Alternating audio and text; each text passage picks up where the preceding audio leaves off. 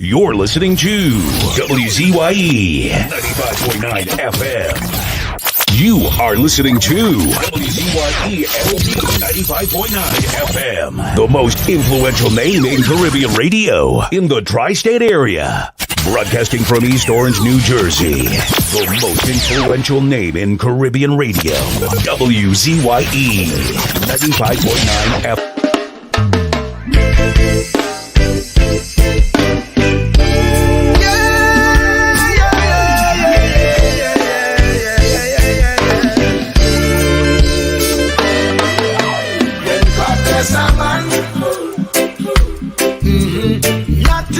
Stop you, yes, and God bless a man. Satan may attack you, yes, and God bless a man. He's gonna back you, yes, when God bless a man. That man must stand, he must stand AI. Who God bless, none can curse. His divine favor man can reverse. Can reverse. Even if they do their worst. Their worst, hey. When God bless a man, nothing must stop you, yes. When God bless a man, Satan may attack you, yes. When God bless a man, he's gonna back you, yes. When God bless a man, that man must stand. He must stand, I say. If you answer his call, he will lift you up. If you fall, hey, hey, hey. If you fall, just give him your all. Your all, hey. When God bless a man, should be nobody. Nothing must stop you, my friend. When God bless a man, Satan may attack you, yes. When God bless a man, he's gonna back you, yes. When God bless a man, that man must stand. He must stand, I say, yeah.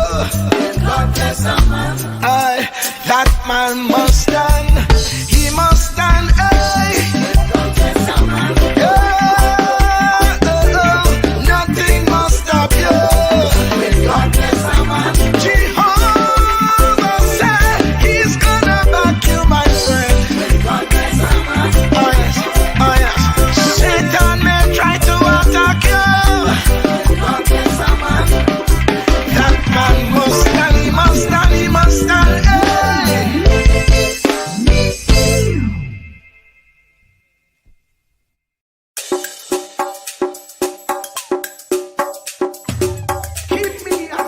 apple of thine eye.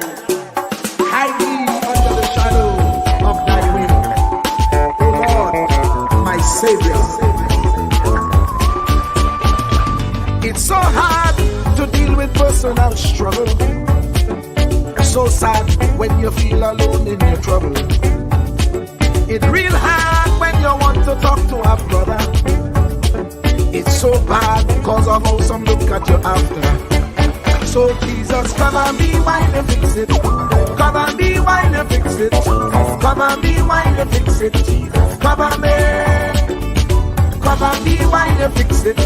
Come and be while you fix it. Come and be while you fix it. Jesus, come and me.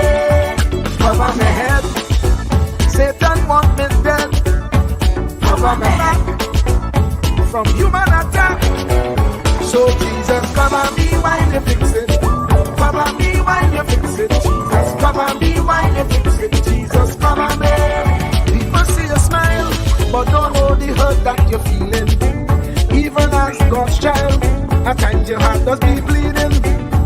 Where can you go when you're really looking for healing? Who know how to flow when your soul needs some restoring? So Jesus, come and be while you fix it. Come and be while you fix it. Come and be while you fix it. Jesus, come and be. Come and be while you fix it. Come and be while you fix it. Come and be while you fix it. Jesus, come and be. Cover me home from evils unknown. Cover my feet so I'll never retreat. Oh Lord, come and be while you fix it. Come and be while you fix it. Come and be while you fix it. Jesus, come and be.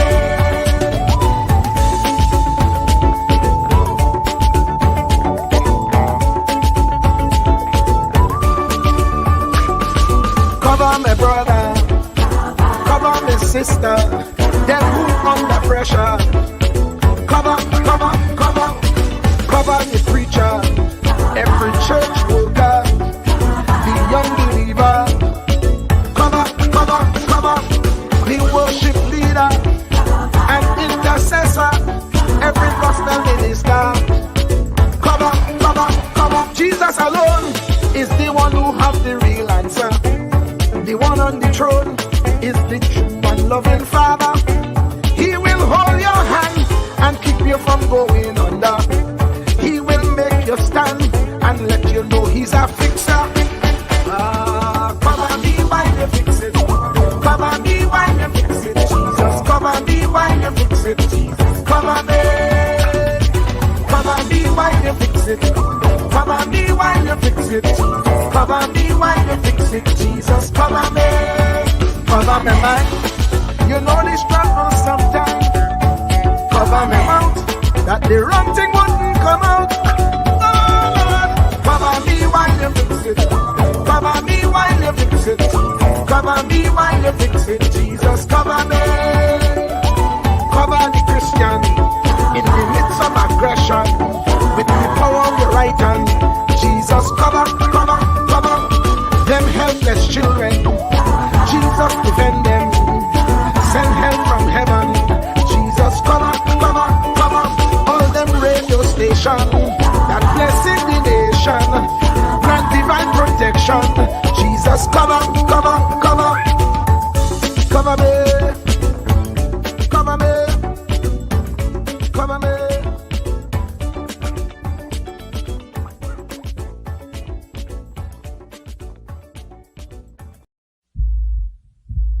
Truer words were never spoken. The less you associate with some people, the more your life will improve. Anytime you tolerate mediocrity in others, it increases your mediocrity. An important attribute in successful people is their impatience with negative thinking and negative acting people. As you grow, your associates will change. Some of your friends will not want you to go on. They will want you to stay where they are. Friends that don't help you climb will want you to crawl. Your friends will stretch your vision or choke your dream. Those that don't increase you will eventually decrease you. Consider this. Never receive counsel from unproductive people.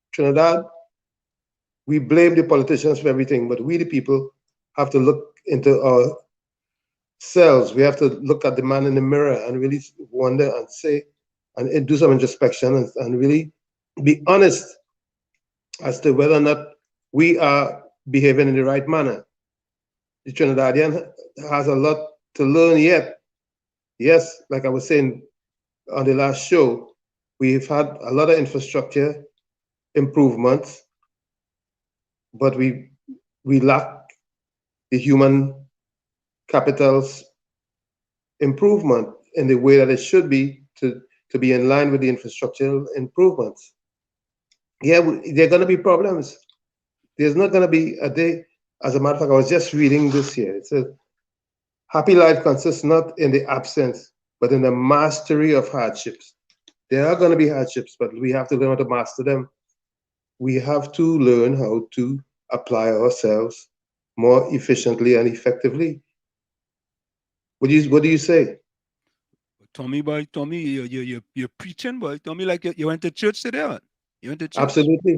Oh, you guessed, man. You guessed. I went to church today. You went to church? Absolutely. Like you get a fantabulous sermon this morning, but you're on point. You know you're always on point, you know. But you know you start off hitting hard, this Tommy, boy. You know, like the West Indies, you know, the West Indies out of the ICC already, you know, right? Boy. We go talk about that. But the West Indies, Ireland be the West Indies, you know, Tommy, boy. Imagine let me tell you something, boss. Attitude determines altitude. The attitude has changed so much from what it used to be in the 60s and 70s. Think about what I'm saying. No, absolutely. The attitude, and when you think about the amount of murders and the heinous things that are happening in Trinidad at this time, it's the attitude. You can't blame no politician for that. None. I don't care who politician. You can't blame them for the way the people behave. And the people, if they get into politics that they don't like, there's a way that they could fix that. They could fix that. Then they just want to complain and not fix it. Come on, man. Tommy boy, wherever the pastor, I know wherever the pastor get today, boy, Tommy, it worked very well. It worked well. And Tommy, before I go to the chat, as you said that, I was saving this, but I'll go open up with this, right? Listen to this. Look at this, right? Look at this, right? This is the Minister of Social Development, Donna Cox, right? Mm-hmm. And let me see if I could do something else here. No, not that one. Not that one. Okay. No, okay. Let me go back to this one here. All right. So the Minister of Social Development, Donna Cox, says, we are trying to wean people off state assistance. All right? But you know what? All right. Let me don't digress. Let me go to the chat first, and we will come back. Let's go to the chat. Yeah, we'll come back. Because, you know, I don't know what planet Donna Cox and them living on, you know, buddy.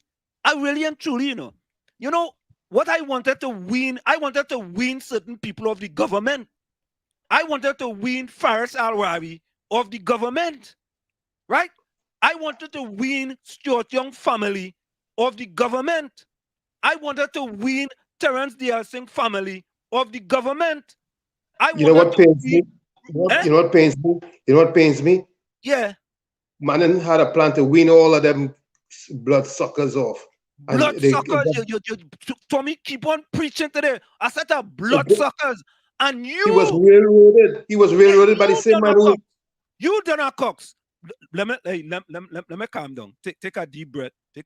He was railroaded by the same man who is the boss today. Yeah. That gave fuel to Kamala's fire.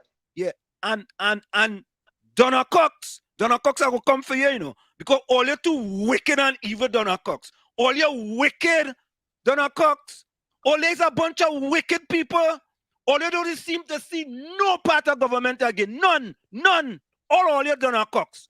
Look, boy, let me go in the chat quick. Donna Cox, I coming back, go finish for you. And I go tell the people, when you was here in this country, you, Donna Cox, we go talk tonight about you, Donna Cox. You coming about, we trying to wean people of the state assistance. That is what you trying to do, Donna Cox. You trying to weave people who could barely make a living a day, and you trying to weave them off assistance, Donna Cox. Donna Cox, all you're wicked and evil. And a fish doesn't rotten from the tail, you know, Donna Cox. But Donna Cox, I go come back for you. Let me calm down a little bit. Take my pill. Darling, bring the no, not the red pill. Don't bring the not the yellow one either. Bring the in-between one for me. Bring that pill for me so I could calm down. And I go deal with Donna Cox. What's the between red and yellow? You remember? I think it's not the blue pill. It's not the blue pill. Yeah, I go deal with Donna Cox just now. Them it's the orange. It's the orange. Oh, yeah. It's the orange. Donna Cox, I go come back and deal with you. I go come back to you. But let me go in the chat first. And let me cool down. Oh, die. Oh, yeah. Ay, boy. Ay, boy. If it's not the coal pot man, the bicycle man, the ham man, the macaroni pie man, the next one talking about public transportation, all right? And they're not the first time. What Donna Cox said the last time? That they're greedy. Remember that? The last time she said that? They're greedy, right? Who they getting accused of greed from? But that was telling you, Tommy, you're preaching tonight. Who they getting it from? A fish doesn't rotten from the tail. A fish does not rotten from the tail. But let me go into the chat before I go to it. But Tommy, you start me, you know. It's you start me, you know. I can't help myself. Is it sermon that start me? I'm telling you, you start me. I had that saved. I was gonna wait for it, and I was like, I go do it a little later in the show and all kind of thing. And you rile me up. I feel you do that on purpose, Tommy. I feel so. Yeah. On fire. But you're on fire tonight, boy, Tommy. You're on fire. Yeah, you know, I mean, like you light your coal pot today. Yeah. The pastor light the coal pot upon me. The pastor that light the coal pot, boy. You must light the coal pot. When you finish, Tommy, you jump on your bicycle and you went home and you ride home. Correct, is right. Yeah, you ride home. And Tommy, I don't want, you see them poor people on them who can't make a living, especially them in Trinidad. I don't want all you. I want all you to win all yourself off the government. Win all yourself off assistance. All you do, especially all who want to work. All you no work and all you can't work. And since the pandemic, all you lose all your work. And the only little thing you can get to mind your family is from the government. I want all you to win all yourself off the government. All right? What I want them to do is stop saying that them don't get involved in politics, because the whole life depends on politics. Yes, correct is right. Everything depends on politics. Politics. Water in the pipe is politics. Everything is politics. Everything. All you have to stop that. Everything is politics, you know. All right? Not me. Anyway. That famous last word. Not me, and the politics. Not me. I can't be bothered with that. Yeah, right. Right. Yeah, let's go to the chat. Don't be bothered with it. You see, when you don't be bothered with it, you will get people like Donna Cox on them. Who telling you, win yourself off the government assistance now. Anyway, Tommy, let me go in the chat. Of course, folks, you know it's normal thing here in the village with the Dat Triplets on WZYE 95.9 FM. Of course, Nadia was in first. I mean, Nadia. I see. I probably think, I feel Nadia was kind of radar detector. Nadia and Takisha, them are radar detector. Them are village radar detectors. As soon as the thing go out, something does appear on them phone, on your computer, go beep, beep, beep, beep. Right? To know that we sent out that message. And one time, wasting no time, Nadia and Takisha inside. They are the village sweethearts. I tell you that they are the sweetest hearts in the village. They are made for love. Tommy, I hear you, man. I hear you. Full 100. Nadia says good night, handsome. Again, white hearts, red and yellow. No red and yellow. No red and white hearts. Yeah, but right. Tommy, you only getting white ones tonight, boy. Only white hearts tonight, boy, from Nadia. That's a pure heart. That's what I'm coming with. Oh, all right. Correct is right. Diana Benskin, good night. Hey, Nadia, you can't be giving Diana Benskin and me the same type of hearts, eh? Come on. No, Nadia. You go fix that, Nadia. Don't worry. you go fix it, Nadia. Fix it. Nadia Nadia, said, Nadia, you had to realize that I pay attention to details, and he gave me 7 hearts. Now 7 is a beautiful number. That's a number of faith, of deep faith. oh, really? So Yeah. what is my number now? 1, 2, 3, 4, 5, 6, 7, 8, 9, 10, 11. What is 12? 12 is 3, which is a knowledgeable number. A knowledgeable number? Yeah. You know what time it is. Oh, all right. Nadia, thank you very kindly, my friend. Thank you very kindly, the village sweetheart. Thank you so much. I know what time it is. Nadia said good night, Rennie, Vonnie, Albert, Troy, Ellis, Ken, John, good night. All right. Good night, Ulrich. Well, Ulrich, I know what's going on with Ulrich lately, you know, like, I know he's, I have a new business he's starting. I gotta find that one. Man starting business. All right, Nadia, laters. Nadia said laters. Oh God, only love in the village, boy. Look at love now, boy. That is it, Nadia. Full 100. So Nadia was first, second, third, fourth, fifth, sixth, seven. And we have, of course, the next village sweetheart, Kish, boy. Kesh, it's Kish or Kesh, which one it is? Kish. Well, it's Takesha, so I said Kish. Yeah. Well, you know, Takesha have Aisha in there, you know. You know that? Yeah, boy. Takesha have Aisha in there, you know. Aisha, boy. She's yeah, a sweetheart. Tommy, you're getting some blue hearts tonight from Takesha, boy. Blue in the house, boy. Blue. Love it. I love it. That's calming. Right. Diana got some, what is that? Purple? That's purple, right? That's what you call that, purple? I purple or move. I know, you know. Move, purple. All right.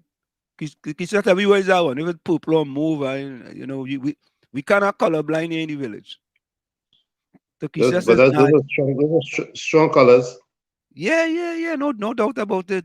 Takesha says Nadia, Lana, Rose, Carice, Marisha, Miss Coover, Joan, Capiz. Hey, wait, Joan, boy. All tell Joan an accent for she, eh? Joan, I know, boy. Joan Vex with me, boy. Takesha says Albert, Bonnie, Ellis, Rajvi, Ulrich, Hailey, Troy, Chris, Tropics, Daryl, Rennie, Ken. Good night. Hey, Tommy, I'm just asking questions. I ain't go through the chat yet. Let's see if Ellis' wife gave him his phone early tonight. If Eugene Julian's wife gave me phone early tonight, and let me see if Albert wife gave me phone early tonight. 3 of them, right? Three males. Oh. Also Troy Smith. Let me see if Troy Smith gave you phone early. But I think Akira take away Anderson's phone. She take away your phone. Oh, yeah, because he haven't been in the village a little bit now. He phone get taken now. He on a kind of sabbatical. yeah. And it's not a sabbatical. He get your phone taken away. Full 100. Yes, indeed. Only love in the village, no room for hate or negativity. Just love in the village. Full 100, Takesha. Full 100. Yeah. Good night, Ken John. Good night. Yeah. Lana. Yeah. Takesha's only bloodshed in the city. Murder happening a throw stone away from a primary school. What is really the crime plan? How many more killings? How many more kids left traumatized and scared? Yeah, we got to play that song by Juke. Hey, look, Hailey inside, boy. Hailey! Hey! Hailey, what's up, boy? Inside. Good night, Judy Descent. Hailey inside, boy. Akish. I know Akish. Oh, that is Lana's son. Welcome, today's Albert's birthday. Happy birthday to you. Oh, today's Albert's birthday. Well, Albert, yeah, we had to play something nice for you, Albert. We go play something. Albert, what Albert is to the 65? You think he's about 65, Albert? Maybe 55. 55, right? We go give him 55. Akish, welcome, boy. Lana's son in the house, boy. Yeah, boy. Yeah. And then I come in before Lana too, you know. But I feel Lana was the game she phoned, you know. And then he take it back. do you think? You think Lana Maybe. gave me phone and then take it back? Akish. Yeah. Lana, welcome you inside. Rennie Mohammed, boy. You inside, brother. Watax. Highly. Hey, you know, Rennie, but I like Rennie, you know. I like consistency, seriously. You know, Rene or Rennie? well, I mean, listen, all you know I'm not good with pronunciations, all right? I feel it's Rennie. Rennie. Rennie, all right, Rennie. Rennie would be a girl. Rennie would be a boy. Is that Rennie? Rennie's a boy? Rennie's a boy. Renee is a girl. No, I had some people in Chumaka last name was Rennie. Oh yeah, well that's a last name too. But as a first name, Rennie is a boy, and as a first name, Renee is a girl. Yeah, but it's not. But it's not sad though that he gets a girl last name as a first name. No. Anyway. So, tell me wait a minute, a girl last name. Renee don't have the I. The girl name don't have the I in it. No, it have the I in it. The I is the boy, Rennie. No, I grew up with some Rennie up in Chumakak, boy. There was three of them. No, that was a surname though. Yeah. Yeah, but I'm talking about as a first name. But Rennie got a first name, a girl first name. That's a last name. No. He got a boy first name, man. It should be without the I then. Right? All right. No, without the I would be a girl. So Rennie's really kind of messed up then. No. Let's not desecrate him. All right. Oh Lord.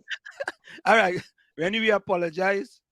Your name is your name. You have a fantabulous name. We apologize for anything. Hey Judy. Any mix up. Yeah, any mix up, any misunderstandings. Judy said, greeting to Mr. Fiery Handsome, Mr. Diplomatic Tommy, and Lady Diana, boy. Oh God, what a contrast, eh? Hey, it's a balance. Yeah, compare and contrast, boy, Judy. Compare and contrast. For sure. Judy says, all the beautiful ladies, Takesha, Rose, Lana, Joan, Nadia, Miss Coover, welcome back to another blessed evening. Of course, man. All you forget, them song we just played it up, you know. We might be one of the few shows that's play gospel song at the opening of this show, you know, gospel. Right? Cover me while you fix it. When God bless a man. And that new song, that song is by Ajala, you know. Ajamo. My bad. Yeah. Ajamo.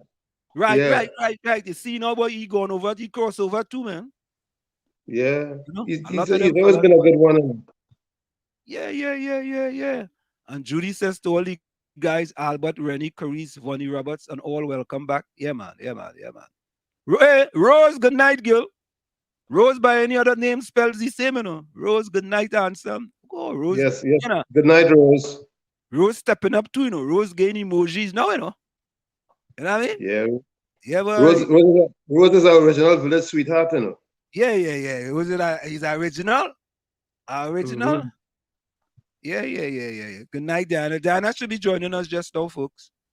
She had to make a little trip. She had to carry Stormy to the vet. And when she go with Stormy by the vet, it'll take about 4 hours. Because the vet has had to do real big, all kind of examination on Stormy. You know what I mean? So it does take some time. But don't worry, she coming just now. Right? Judy says, how you doing, lovely? I wonder who is that Judy talking about, boy? And it's Rose. You see what Rennie say? What is it? Tati Rose, you have to give walls some holy water. Hey, so why getting holy water for? What is that one? Huh? I don't know. I don't know. We had asked Rennie. Rennie, explain, please. Explain. Mm-hmm. Yeah. Ask him to explain. I just sending a man a text. You have to invite you to our radio program. Correct. Invite you to our RAD Only I trying to multitask here, radio program. Somebody, Nana? one of my P&M friends who running for our office day. Oh, I don't Lord. bring them in to see what they want to do. Yeah, man. Oh, hey, Nana. Albert, good evening, boy. Albert, happy birthday, boy. Albert, Hey, happy birthday, Albert. happy birthday, Albert. Happy birthday, Albert. Say good evening. Hey, but what, Tommy? Oh, Look, Albert getting emojis too, but yeah, but wait now. I didn't see that. Look, Kiki man get emoji there, boy. Good evening, Rose or a Rose. You ain't see it? Hey. But Albert boy. Nah. I feel Albert wife take your phone and put them emojis. Albert, yeah, boy. Albert. No, Albert, but you see what Albert say? what you say? Tomorrow, the 23rd of October, he'll be 77 years old. Oh, Congratulations, Albert. That's a Albert, milestone. a milestone, boy, Albert. Albert, it show, yeah, Albert. And what it shows people is that we here in the village, we have a varied people that comes into the village. You understand? We are from young, we are from Lana's son. It's Akish, Lana's son, to Albert. We cover we going far and wide. I tell all you know, we don't imitate, we just originate. You know what I mean? We don't Albert, 27th class, that is a special day for you. No. You probably feel young. Yeah, boy. Albert. Yeah, we go play a special song for you tonight. Now, Tommy, you see what I say? I don't like to be proven right, you know. But it's 7:11 p.m. 7:11. And Eugene Julian is already in the village. 7:11, 7:11. Right? We start at, but listen, we play music till about 7:20. And he was already in the village already. So you see, he went over a conference with his wife and they're talking about me in the village, you know. Could you please give me my phone so I could go in early? Is Ellison coming yet, you know? Right. Albert come in early, Eugene come in early. It was only Ellis now to prove me correct. Just Ellis now. All they know Wall's mouth. All they don't let him wash up his mouth and all that. Please do the right thing. Come in early. Come in. Come in. All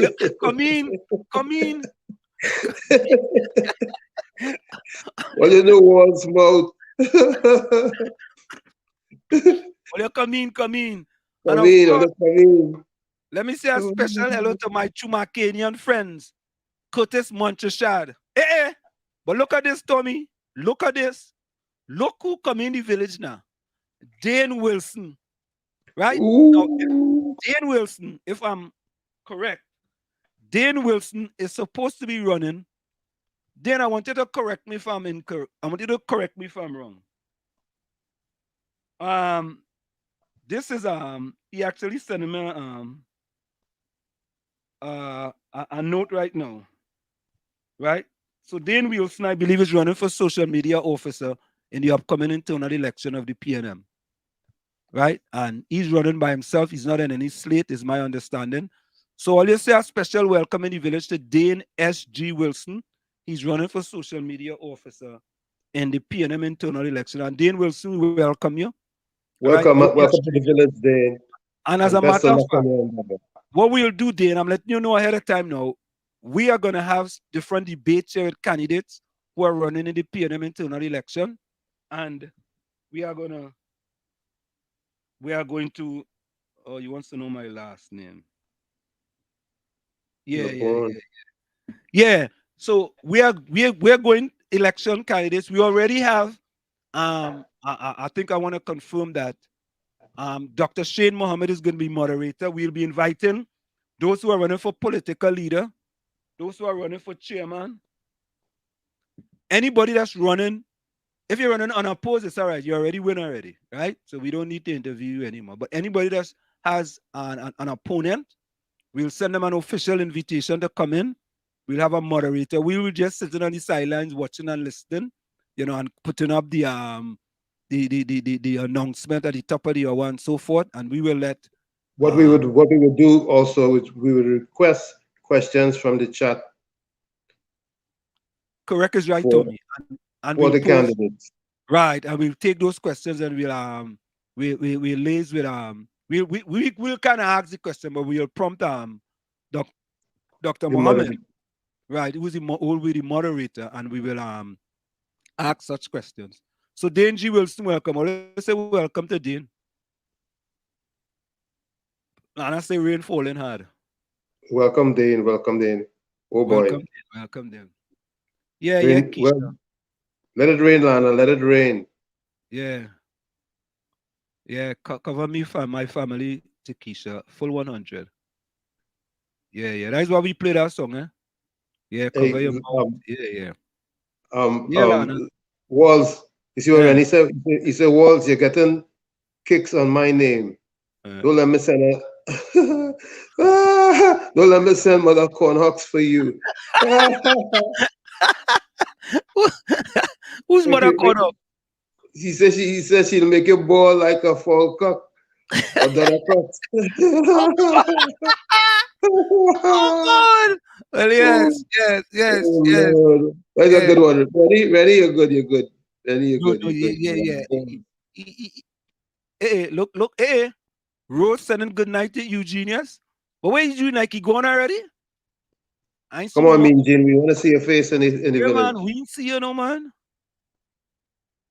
What highly said it? I had a what? I had a insider here. I had a Rennie. I mean, I know it's Trinidad, you know, but I ain't that good. Yeah, Eugene. So I'm the fan wearing a red t-shirt. What wrong with that? What does that mean? Look, Tommy, I want a red hat. How come you didn't say Tommy, I want a red hat? You didn't see that? He sees my hat. He can see my hat says Trinidad and Tobago. Yeah, but you see how that mess? You see? But Lana said that too, you know, boy. Lana said Papa Laps. And so many red tonight, boy. Christmas and there you go, Lana. Christmas, boy. Christmas morning. Right? Yeah, Christmas, boy. Christmas. Ken John the PNM don't drink rum. What does drink whiskey? Ask Donna Cox. It appears that winter is close on Thursday night with 1 degree Celsius. The next 7 days is good, just between 14 degrees Celsius and 19 degrees Celsius for another week. Okay. All right. Like I say to remember that it is asked hard questions in the chat. That is what we want. That's what we want. We want to solve all question. We want to get the truth from and to get the perspective, their perspective on what they're gonna do to make your life better. So ask the hard questions. Yeah, listen, and don't forget to folks, we have Dr. Winford James coming up. Eh? Look, Rose said highly sugar honey. Oh God. Highly sugar honey. Love. That's Good. what we want. Nothing but love in the village. And I wish we could get that across Trinidad and Tobago so them killers would start loving, thinking about love and not hate. Because hate is what kills. Sugar honey, boy. That's a good one, you know, Rose. What? We want more sugar honey on the land to just flow through the land. Because that anger and hate only killing. Every time you oh my gosh. We could fix that. Yeah, correct. It's not a politician who had to fix that killing and the police had to fix that. You know, people who killing people. It's not the politician who killing. The politician go doing crap and making life very uncomfortable. But they have a way to fix that. All the voter has to fix that. The population has to fix that. Come on. Yep. There's ever boycott anything? You ever see anybody boycott anything that costs too much, or they're showing off to show that they could afford it? Come on, man! It's the wrong attitude. It's the wrong attitude, and that's as a Trinidad stories, eh? That's a real Trinidad that kind of Zante culture. Who could show off more than who? Show off and show off and show off. That's just Zante and Zante and Zante. Tommy, Rennie says, Tommy, big respect to what you said. What you put in life is what you get out of it. Full 100. No doubt. Full 100. No doubt. Judy said, it's really sad, painful indeed, what's going on in Trinidad. Yeah, but You know, boy, I doesn't like to address the murders and thing in Trinidad, boy, because I'm trying to put some positive spin on it, boy. But You can run from it, but you can't hide, you know. yeah, boy, You it run just from get, it, but you can't hide. and we in hearing something that could make you have some sort of pause that things might change a little bit, you know. We hear Hope. Jacob just come back from vacation. That is what we hear, you Yeah, know. we want hope for betterment. We don't want the same old, and just. But then Yeah, again, what you want, what you take is what you'll get. If you're not taking it, you're not getting it. And I yeah. keep saying that through the years. I think that got me in trouble when I was on WAC. Mm. Now you ain't gonna get in trouble here. You ain't gonna get in trouble here because we like to speak truth to power. You know what I mean? Yeah, Renner says, "Don't expect no free ride, no bed of roses. What you reap is what you sow." Full 100. Full 100.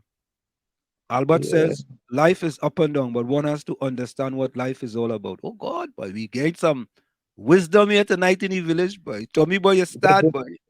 but that's what we want. That's what we want. We want to fix. We want things to fix, and we're not depending on anybody else. We're gonna fix it ourselves. You're gonna start with us, the man in the mirror. Albert, uh, you are the senior in this game, and you've seen much more than we can even imagine. Because sometimes you start talking about things that I'm just saying, because I didn't experience it, But you especially with see, the politics of Trinidad and Tobago. and a lot of the thing Albert talks about, boy, it makes a lot of sense, man. It really makes sense, you know. Um, It, it's an honor to have a listener who yeah, participates yeah, like Albert. you know, I don't know how Albert come up on us, I don't know, but ever since Albert joined us, he have been very, very loyal. Unless the time he went to Carabana, when you know when when the person made a video of him. I don't know who else see the video of him, and I don't know But who you the sure other that was person. you sure that was Albert Winding below the white line? You sure? I I know people just send me the video and tell me, boy, they say, boy, Wall Street, we don't show it on your show, don't show it. I said, nah, I like to be transparent. You send it to me, I have to show it. He had to be in real good shape to be winding so low, boy. But listen, boy, after that, Albert was a week off the show. You forget Albert was a music show for a week? You don't know. You had to R&R. Yeah, man. It's a whole week Albert missed the show after that. I said, what, boy? Albert. I said, Albert, I don't know, boy, Albert. Yeah. Yeah. Hey, you see, look, Albert says, my 51 years of marriage have been up and down, but daily prayer get you through the challenging times. Correct is right. Amen. Amen. Amen, I said Albert. amen to Amen. that, Albert. Yes, Because amen, man. yeah, Amen. that's like that. That's just what I was saying before. I'll say it again. A happy life consists not in the absence, but in the mastery of hardships. And that's by Helen Keller. Yep. Very, very, very, very. That woman put out such good quotes, yeah. Helen Keller, boy. Yeah. Yeah, Yeah. Lana said we in the government of the taxpayers and the country money. exactly. And that's what Patrick Manning was saying. He was gonna wean them off wean off all of them who bilking the taxpayers with their rental. Yeah, yeah, yeah, yeah, yeah. And Rennie says vampires, big 2 foot. Oh God. Vampires, big 2 foot mosquito, boy. A 2 foot mosquito, you know. You mean 2 foot long? Or mosquito with 2 foot? Eh? Mm. Well, you would have said 2 feet, but is he talking about, you know, 2 foot long. what? 2 foot long. What taking cow and cow behind? Oh God, Lord of His mercy. Eiley say, Eiley, I ain't gonna read out on that, but it's up on the screen. Yeah, Allah said when the government sends citizens into poverty, crime and sickness will rise. Absolutely. No question. Yeah, yeah, yeah, yeah, yeah, yeah. And some of your she's Politicians, yeah, Donna what is it, Cox. Yeah, Donna Cox is a wicked woman. A wicked woman. All it have a bunch of them, They have no sense of what poor people going through, you know. No sense, you know. But I'm going to leave that for when we come back after the break. Because Donna Cox, Shamfa Kojo, Keith Scotland, Marvin Gonzalez, the other one, what's his name again, boy? Paula Gopi Schoon, right? Well, Imbert, forget about he. That's why we kick him out as the chairman. But Lana said this. Lana said politicians' salaries raised. So why they didn't raise citizens' salary as well? Because the citizens sitting back and allowing them to take raises at will, and meanwhile they're not even working at a living wage. They're way below. The citizens. So it's all the citizens' fault. That's why. You want to know why? Because the citizens taking that. If they're not taking that, they're not getting that. So be it. Yeah. And go ahead. And then but say he raised gasoline so many times and nobody in riot, nobody in protest. What are rioting for? Nobody in riot. And we're not saying for people to riot, but we're saying that, or we simply saying that you have to stand up for your rights. But you have a man telling you. But Tom, you have a man telling you, I raise it once, I raise it 2 times, I raise it 3 times. They ain't riot yet. I might just raise it a 4th time, no problem. And them fellas in it. Indirectly he's saying stand up for your rights. That's what he's saying. All you had to hear what he ain't say.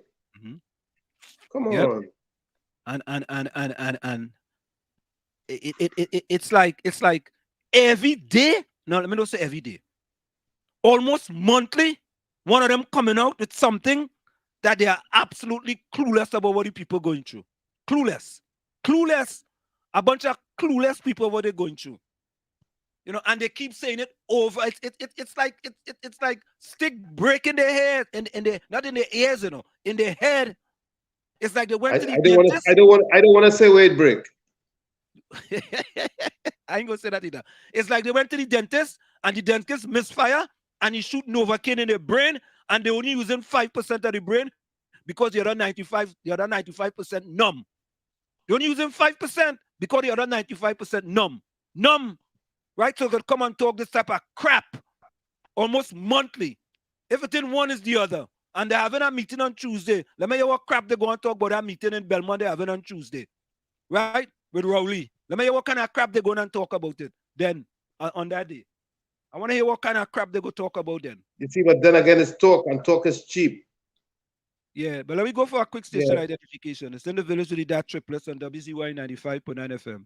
Stick on, they don't go nowhere. We'll be right back after this short message. It's in the village with the Dat Triplets. We come to you every Tuesday, Thursday, and Saturday from 7 to 10 p.m. You're listening to WZYE 95.9 FM. You are listening to WZYE 95.9 FM, the most influential name in Caribbean radio in the tri-state area. Broadcasting from East Orange, New Jersey, the most influential name in Caribbean radio, WZYE 95.9 FM.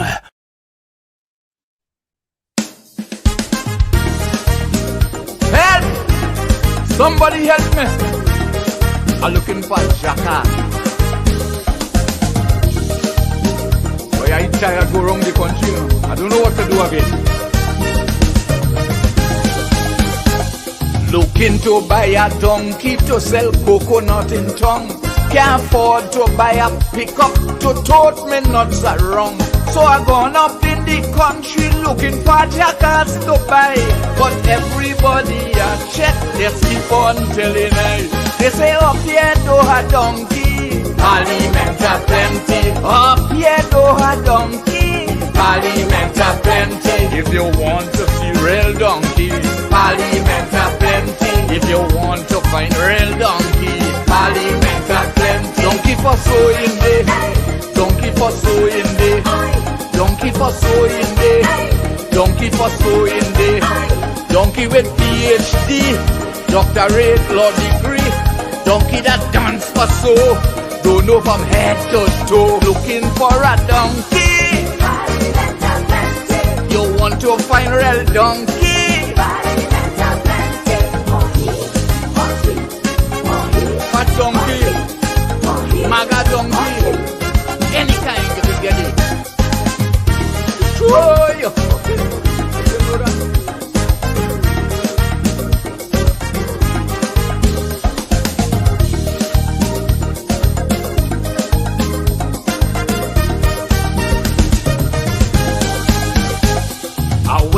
South in Rancho and also Lopino. Fight of Mondo Nevo and Brasso Seco. They say it have a old man, he bound to have a few. But when I check the old man, he an all fame too. He say up here do a donkey, Parliament a plenty. Up here do a donkey, Parliament a plenty. If you want to see real donkey, Parliament a plenty. If you want to find real donkey, Parliament a plenty. Donkey for sowing day, donkey for sowing day, donkey for sowing day, donkey for sowing day, donkey with weave and rats, even bald head jackass, donkey that straight and gay, donkey that cool and grey, looking for a donkey. You're looking for a donkey.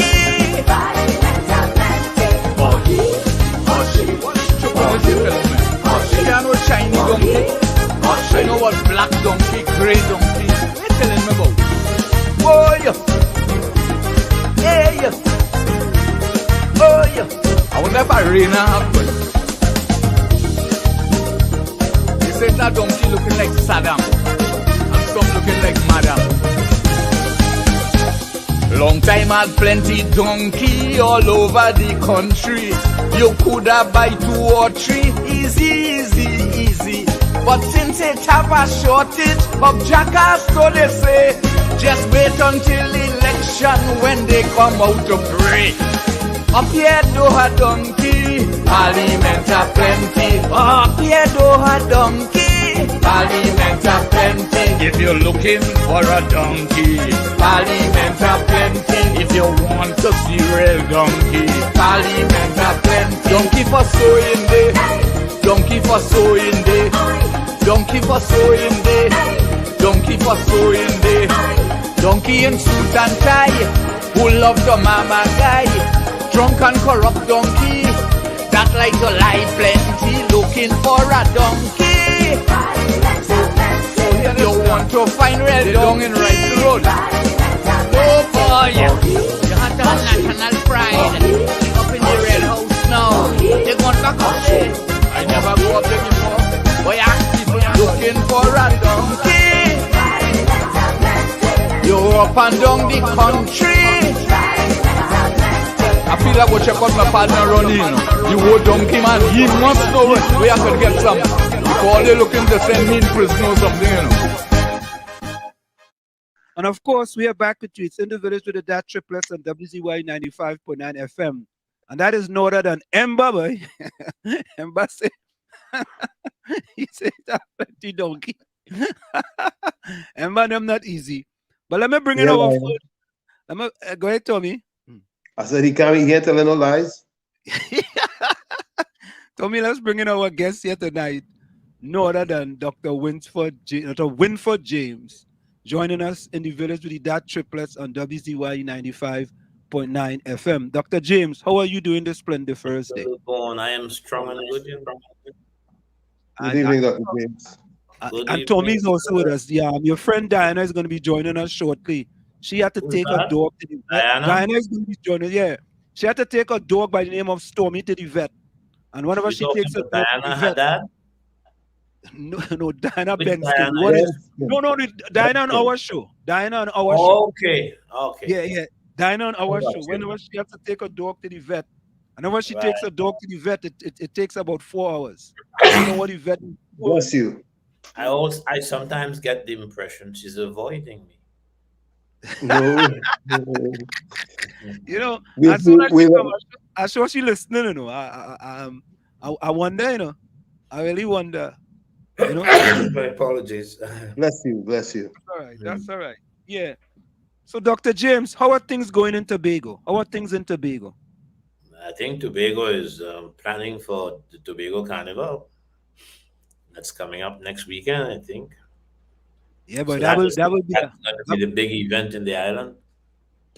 Yeah, man. Tobago Real have elevated itself, you know. They have a carnival, boy. Yes.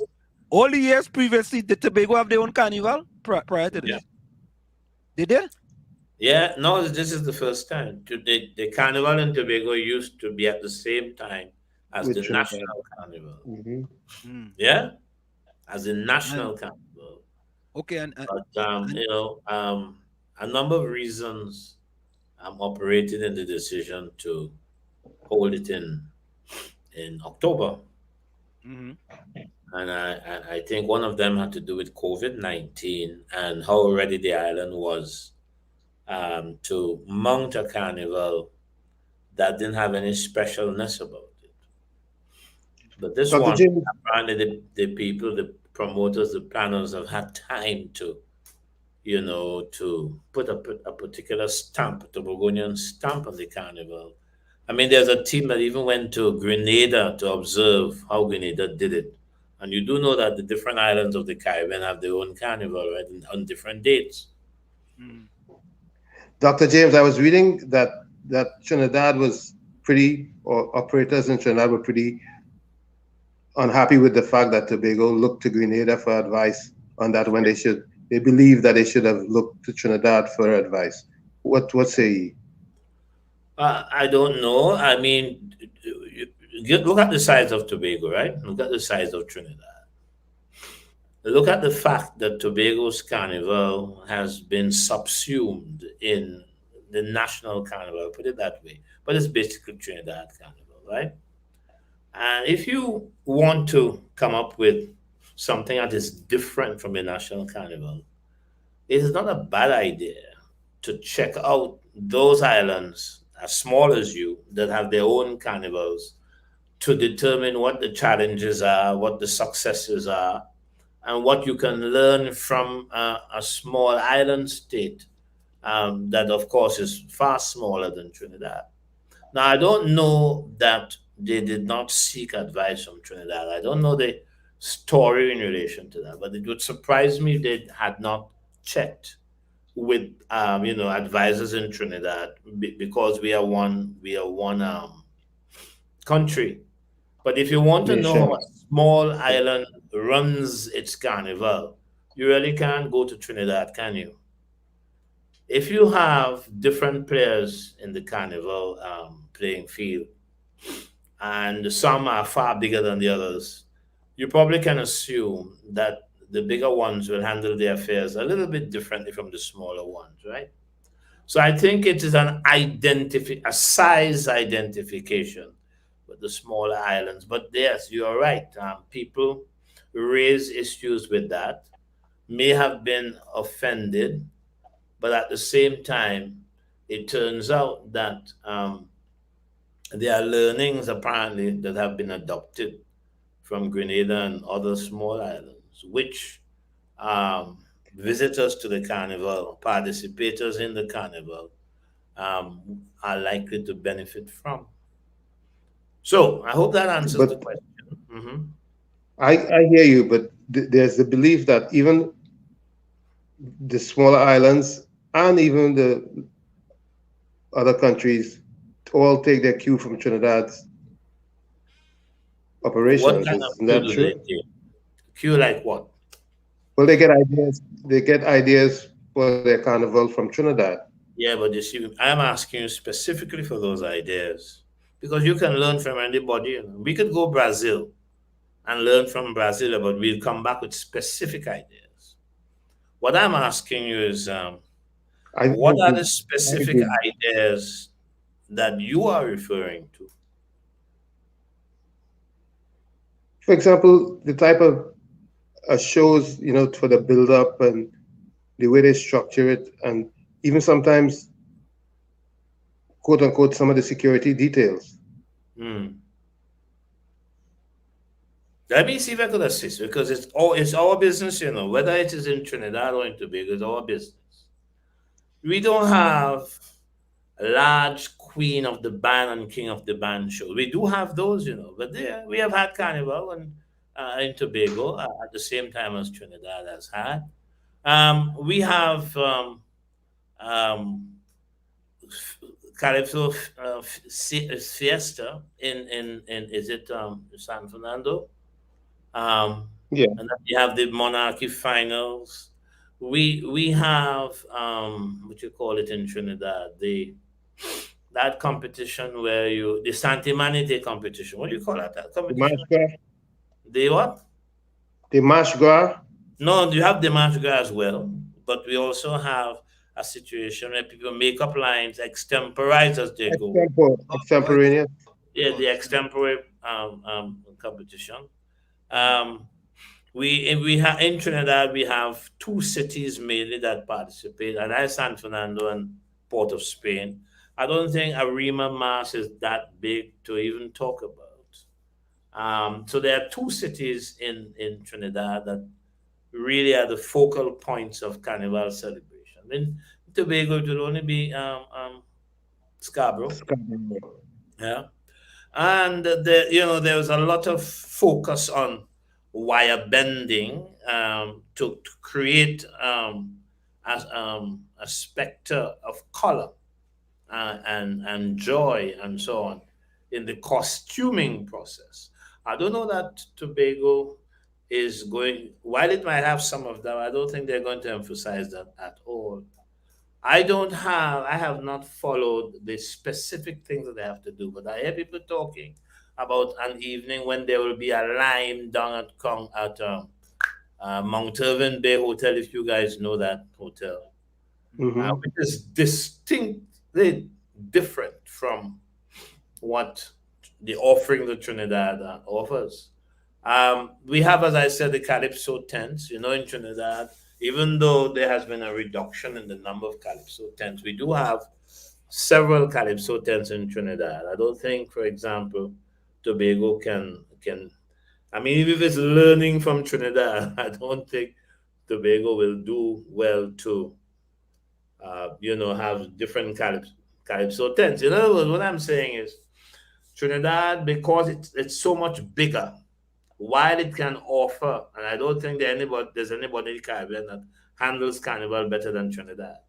But what I'm saying is that while its size and the fact that we have had a relationship over time are important, there are things that a small island can do and has done that makes the small island better able to guide an equally small island in the way the carnival must be held. This is not to say or to justify an avoidance of advice that can come from Trinidad. Far from it, because we are one country. And I believe there has been collaboration. I just can't put my head on the blocks, because I haven't followed it as intimately as some carnival lovers do. Yes, so this is no justification at all, but I do think there's merit in observing what islands as small as Tobago do for the carnival. Dr. James, I have come up with a quote lately. I like not a quote, but an acronym, so to speak. There's HD high definition television, right? You know that some channels are in HD high definition, but I think in Trinidad and Tobago lately, we have a lot of people in HDD, hypocritical, deceitful, and disingenuous. And let me give you an example. Okay. I suppose those people exist everywhere in the world. Yeah, I know they do.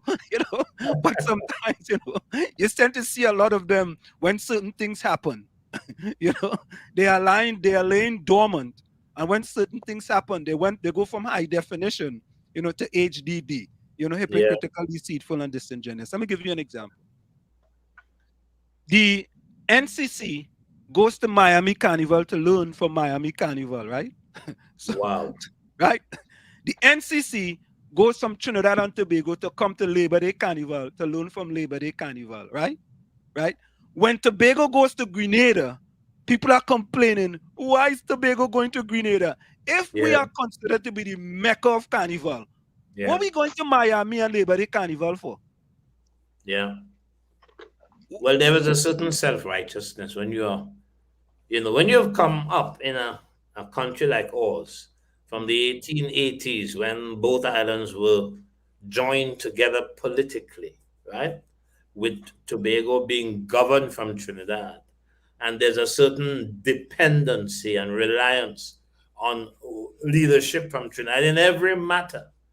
there's certain legal dependence. You can't do things that you should be able to do as an island that is autonomous. You can't do these things, and you find people saying, "Well, look, why don't they just simply follow us?" If Tobago wants to make a difference, and it wants in order to make that difference, it has to move away from reliance on Trinidad for a number of things, even advice for carnival. What is so wrong about that? If you follow what I'm saying. And- Yeah, you're mentioning the people who are hypocritical and so on. Yes, there are such people around. But as I suggested, without knowing for a fact, as I suggested, there are people who take advice, who seek and take advice from Trinidad. But the taking of advice from Trinidad does not mean that Tobago cannot take advice from elsewhere. Correct. That's the point I'm making. No, I understand that. Yeah. I understand that fully, and that's why I bring that example. Yes. And Dr. James, here's another example, right? Now, I have coined the THA chief, Fali Chavez Augustin, a transformational leader, right? And so far, I've been 100% accurate. Now, when we talk about advice, right? When they came into power, the THA chief says, when you want to come to a governmental office in Tobago, you could come with a sapat, you could come with your hair turned backwards, Yes. you could come with your pajamas, you could Yeah. come with, you could come with a bikini, you could come with a slippers, you could come with a butter bullet, you could come with whatever you want, Yeah. right? Wherever you want, come with it. In Trinidad, you know what they said? In Trinidad, they said, no, the minister, I forget her name. She said, no, not in Trinidad. When you want to go to office in Trinidad, you still have to dress accordingly, right? Yes. It's like, the THA chief say, listen, Master, they're done and we're taking you off the plantation. And in Trinidad, they say, well, Master, they kind of done, but we still half on the plantation. And if you want to come to office, you still have to dress up. And that's my example of what you are speaking about. And that's why Mr. Fali Chavez Augustin, in my estimation, is considered a transformational leader because he's doing something and the Trinidadian doing totally the opposite. It's like what we do is that we major in the minors. We put emphasis on trivial things. My wife suffered in relation to what you just said there. We went to Arima one day to the licensing office. I think it was to renew her license, or was it a WASA office? Don't remember now, but they told us that they could. Oh yes, it was the licensing office. She could not enter the office with her shoes not having a back part for the heel, to cover her heel, so that she had to go and buy a pair of shoes that covered her feet, covered the heel. Now, what she had on there was a pair of beautiful sandals, just that the heel was exposed. Yeah? And they made her do that. And you ask yourself, what's that? At another time, I think a lady said she went into an office armless. And they said, no, you can't come in here armless. The lady was well dressed, by the way. And all over the world, people are dressing armless. It's not as if they're going with their, with vagrant clothes and so on. It's not as if they're dirty or unclean and so on. It's not as if what they wear poses a threat to fellow shoppers or to the people who attend to us. Nothing like that, It's just an arbitrary, trivial requirement. So when Fali said, well, we're not in that, we are relaxing this thing with respect to it. And I will show you how it is done. It's easy to do it. All I have to do is just issue a decree. And that was the solution already there. But in Trinidad today, if you're not dressed in a particular way, you won't be allowed. The security will tell you, and security doesn't have great judgment, as you know, in this country. They'll shoot you dead for things like that, You have to be very careful to secure. But they will tell you that you are improperly dressed. Don't argue with them, you know. Simply go. Either don't go to the thing, change your mind, or comply with what they are asking you to do. But that's trivial. The quality of the service is far more important. And we have reason, as people who see government services, to complain bitterly with the kind of services that we receive in some offices. You follow? But when it comes to the real, the matters of deep content, the matter that is life improving, life transforming, and life improving, and it's not a hassle to go and get services that taxpayers' money are used to present. When we get to that point, nice. But I want to tell you, the practice and the behavior and the experience provided in some government offices stinks to high heaven. But here we are talking about whether you have something to cover your heel. Yeah. Yeah, and that, and the bigger thing, right? What they should try to fix. You know what? All right. So you have to wear a long dress under your knees that's gonna pass your knees. You know, you have to wear shoes that covers your whole feet. You know, you can't wear no shorts, Steve. But at least fix the service now. You know what I mean? Yeah. At least if I come well dressed. When I come well dressed, give me some good service now. Give me some good customer service. Mhm. You know, if I come in well dressed. And to me, you know, I mean, Dr. James, whenever I have to go running, I in a short pants, I in a sneakers. I could go to the bank. I could go to any governmental office in this country, That's in right? America. Yeah. Yeah, and do a transaction. Any they don't look at me and say, well, listen, you have on a running sneakers, you can't come in here, you have on a short pants, you have on a sleeveless shirt.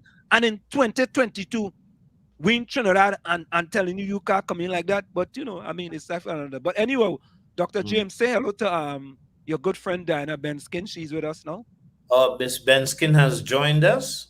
Yes, she has joined us. She Miss finally get Benskin, welcome and good night or good evening. But she hasn't Diana? come in yet.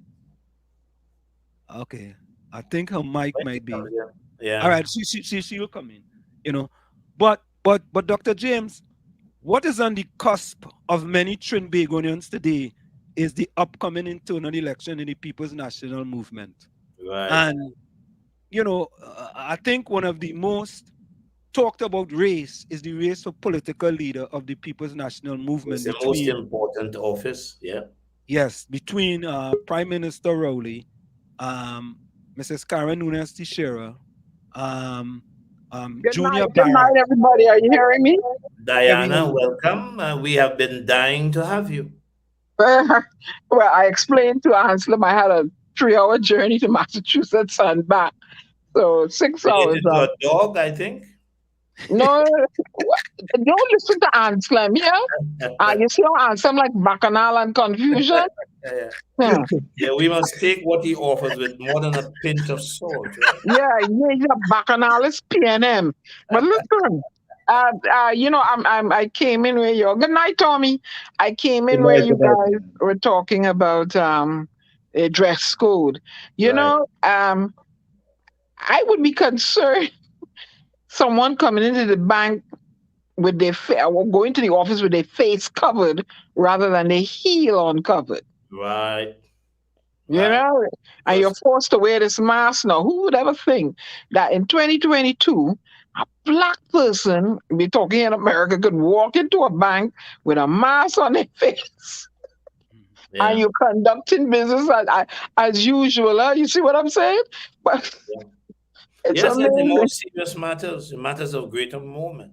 And I remember one time I went to. I was saying the quality of the service that you've gone to seek.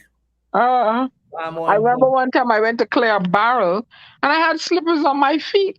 And they tell me I can't come in there. I say, oh, you're making joke. You know, I come here early, it was 6 o'clock in the morning. You tell me what? I live really far from where the barrel clearing thing is. I said, I'm not going nowhere. Bring your manager. I wearing these slippers in here. Yes. I ain't going nowhere back. I'm not driving, going back to Arima, all the way down by behind the airport to go where? To do Well, they what? expect you to buy a replacement pair of shoes there, right in that general place. Man, they're You don't stupid. have money to buy. Look, and Dr. James, what about all them fines they put on people for not wearing their mask? Are they Yeah. gonna collect on those? Or Well, that we was don't. They wasted don't. In paper? Trinidad now, no mask is required except in the health facilities. In Mount And, Hope and the health centers, you have to wear the uh, mask. But and, apart from those two kinds of places, you don't have to wear a mask. People wear it by choice, mm. not by And now, requirement. now you see a break. The children up here, the children's hospitals are Mm, becoming overwhelmed with children with RSV, and they're saying it's because they were masked up for so long that they mhm. didn't get exposure to the natural viruses to build a natural immunity. You know, You see. yeah, Uh, there's a crisis approaching yeah. crisis. But Diana, help me out. What does RSV stand for? I think it's a respiratory something virus. I don't know what the S Oh, is. Yeah, some sort of virus. it is a thing. It is a condition. Yeah, it is with the it's pertaining to the the respiratory system. Okay. So a lot of children are coming down with it, All right. and they're blaming the masking up of children for so Yeah. long.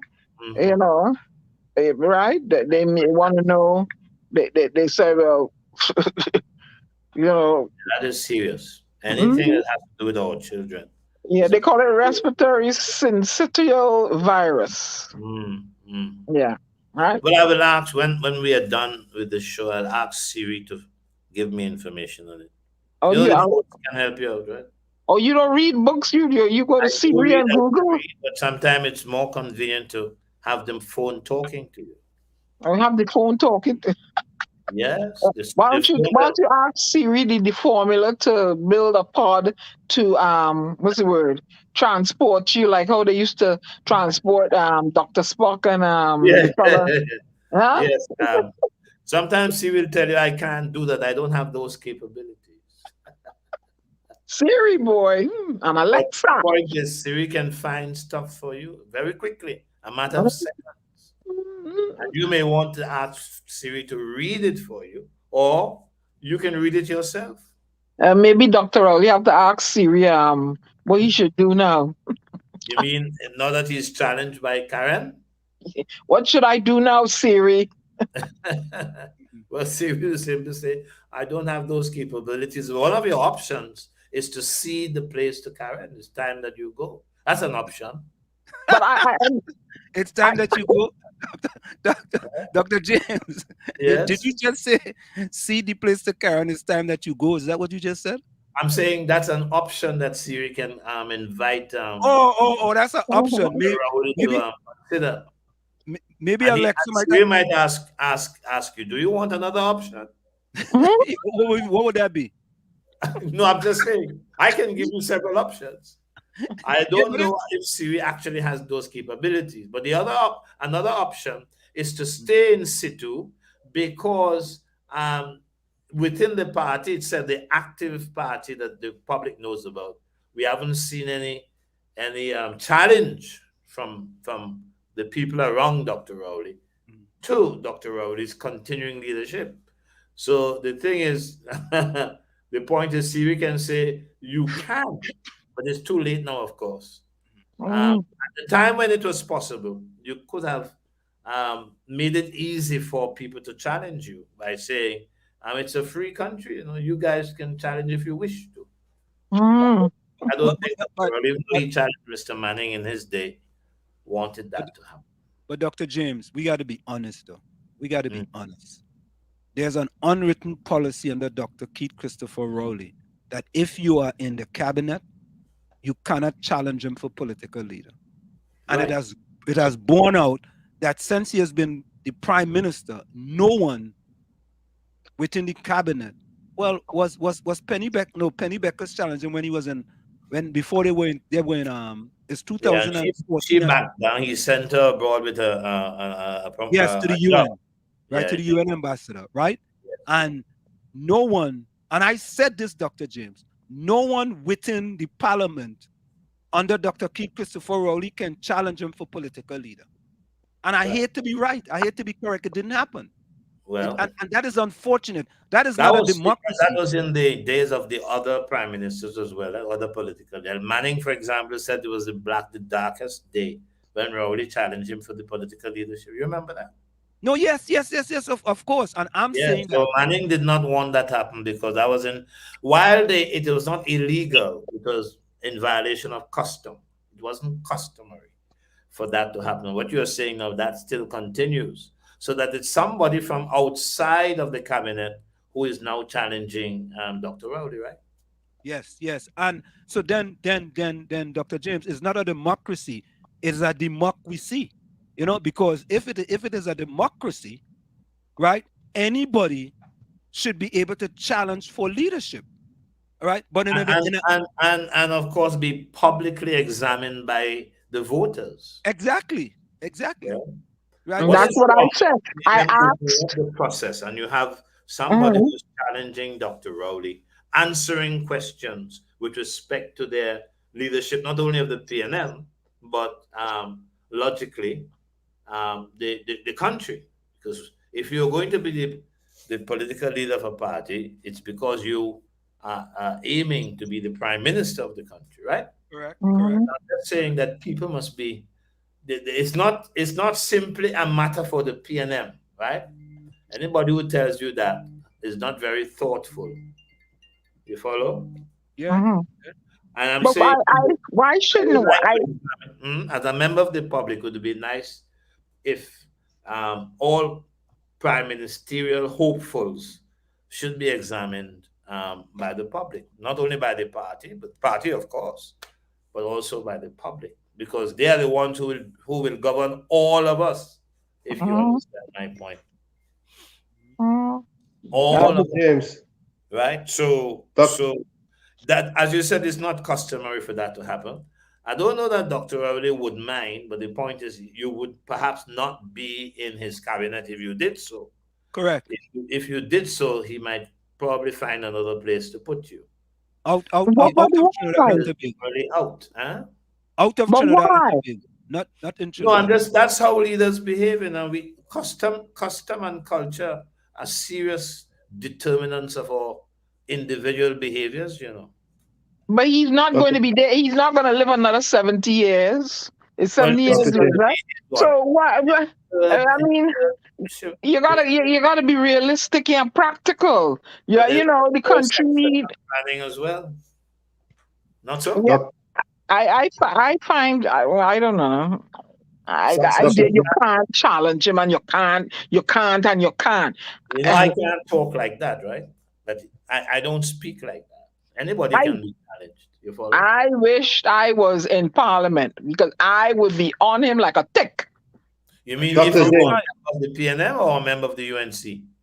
I wish I was in Parliament on the PNM. I would challenge Dr. Rowley and let him try to send me somewhere. You'll be outside. Let him try to. But Diana, y'all need to stop. Y'all need somebody to put the foot down with that stupid law. Diana, stupid Prime Minister. Law. You serve at the will of the Prime Minister. Yeah. Yes. If you are and I would challenge him. Diana, if you are minister in Trinidad and Tobago, you serve at the will of the Prime Minister. Dr. James, is that accurate, or am I somewhere? At the will, and people would say at the pleasure. Okay, you serve at the will. So so what's he saying? People going for who people is vote for when they vote in Trinidad? They voting for Dr. Rowley or they voting for MPs? Explain it to me now. Who you asking? Answer them on me. Me, I'm asking you that, sir. Oh, people vote for political parties who have slates of candidates that are representing the party, and people vote for those candidates, but they vote for those candidates, or they vote for the PNM party via those candidates, or vice versa. They vote for those people via the party. Not only that, the party tells the country that this particular person is the person who will be the prime minister if the party wins and that person wins his seat. So the party knows, the country knows who will be the prime minister depending on the results of the parliamentary elections. That is what you call it, a practice that we have developed over time. You follow? We don't have an elected executive president. In America, where you guys operate, you not only have people voting for senators and so on, but you also have them and for governors and so on of the different states. But you have in America people voting for the president of the country. The president doesn't hold a titular office. You know. He is the executive head of government. And so we don't have an executive president. We have a president that is picked by the party that is in power, and therefore must be seen quite accurately as, shall we say, an extension of the PNM party, the party that put her there, if you follow what I'm saying. But you have to understand that is the kind of democracy that we have. It's not necessarily. Dr. James, there's been discussion time and again about term limits for leadership. Yes, but we have not. Parliament has not accepted that. You know, in the Caribbean, we don't have terms, so far as I can recall. We certainly don't have terms in Trinidad. Guyana has implemented that. What is the term limit in Guyana? The 2 terms per. That's why Jack Dale is now vice president as opposed to being president. But he has had 2 terms before. That's right. And now we have Irfan. That's right. He's now starting out. And these are 5-year terms, right? But Dr. James, what does it mean to be a republic? Doesn't the ultimate power rest with the people? Yeah. So how come you're serving at the will of Dr. Rowley? Ain't you should be serving at the will of your constituents? That is what I think myself. But that's not the custom that we have developed. That's the But then they need to uproot that custom and boil it in a coal pot and throw it somewhere, because it ain't good. It's not good. If you want to challenge him to take the leadership of the party forward, you're poised to be exiled, and everybody like they're frightened for him. I don't know they're frightened for him so far. What are we putting for? Country Trinidad and Tobago, what people do is become more loyal to the party and the prime minister in particular than to the loyal. You're loyal to the prime minister. What about the constituents that suffer? I am only describing what is the case. I am not saying I'm in favor of it. I know. So I'm just saying. But they need to get up and challenge him and make it a law, a rule, and the people need to back, because come on. You see, another thing with our country is that we are not the most literate country, politically speaking, and educational speaking in the world. So, and we are very dependent upon the state. Lots of us, I don't have the actual percentages now. Lots of us are dependent on the state for employment.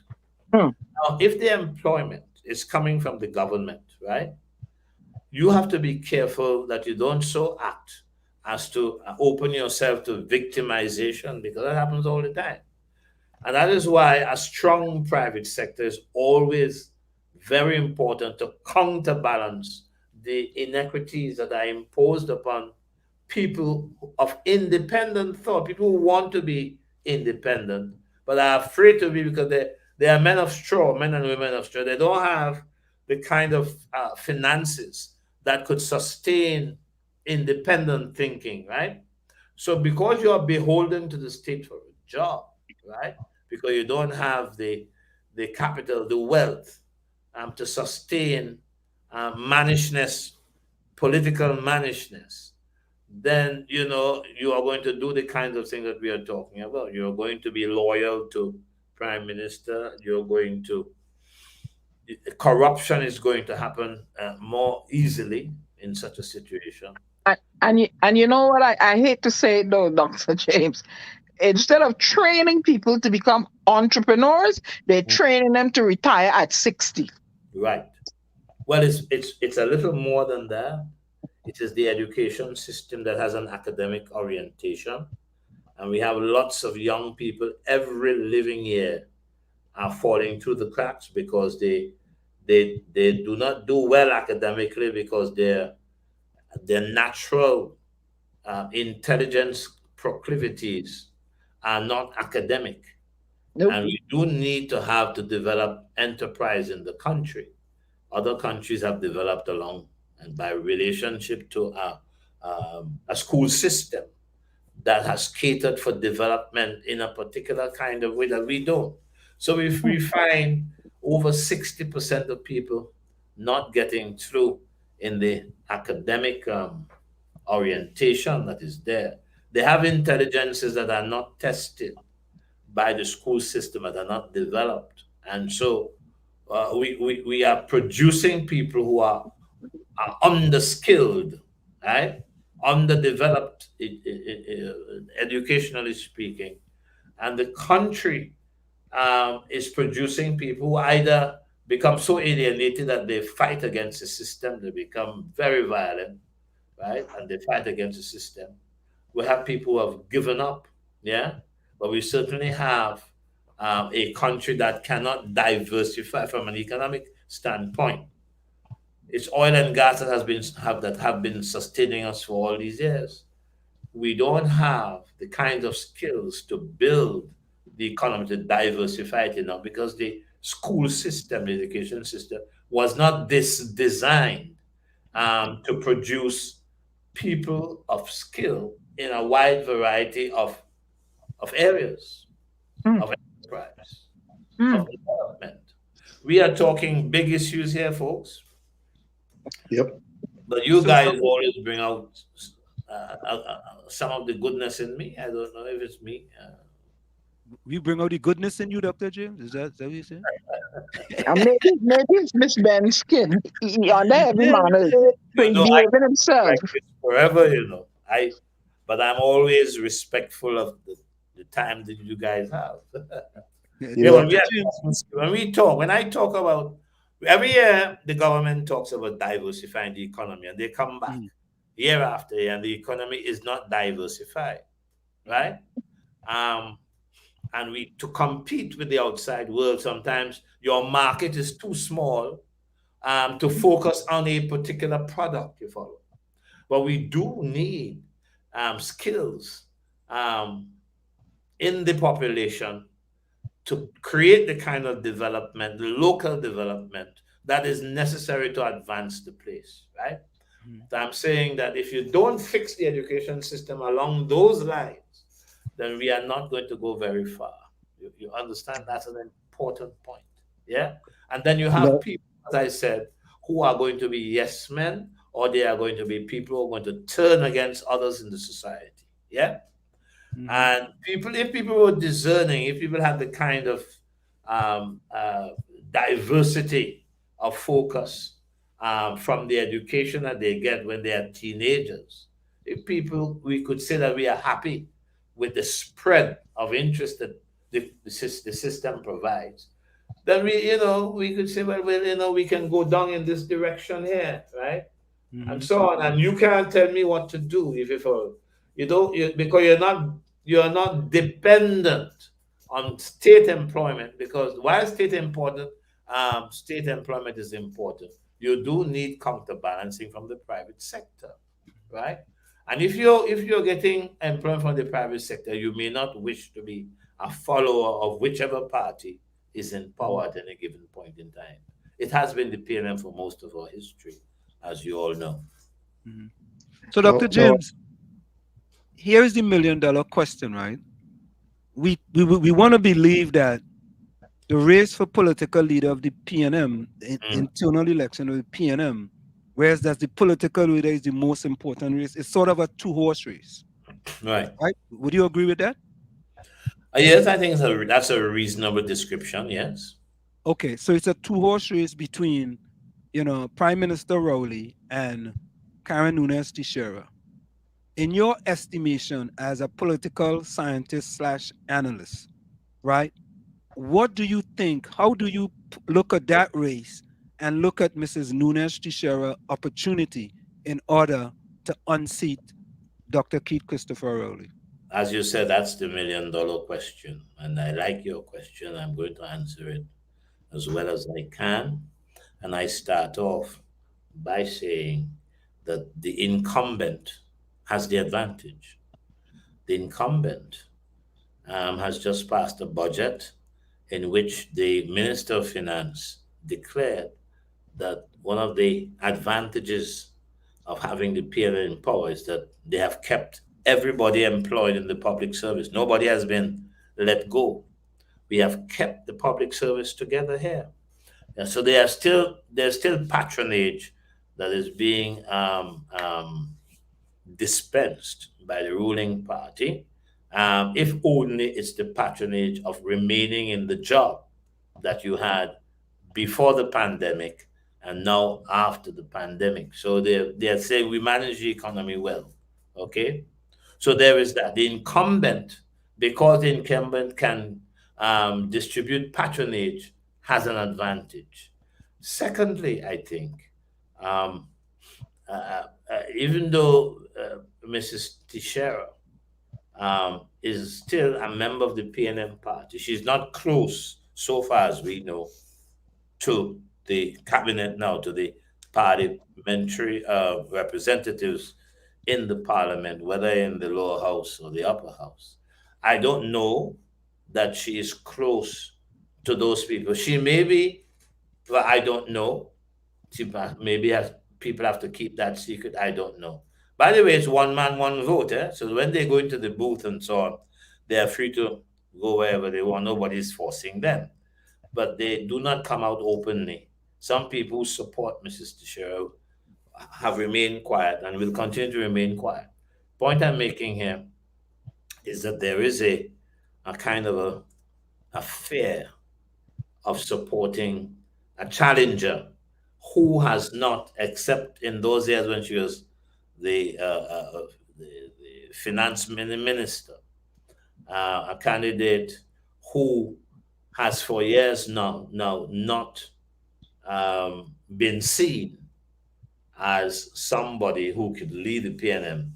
Not that she doesn't have the capabilities, but she was not perceived that way, and she has not been in a position of friendship with the cabinet, the leading cabinet, right? So you have those two reasons. Not only that, but we don't have dependable knowledge to use as a basis to predict. How do we know how many people in the PNM will support Dr. Rowley?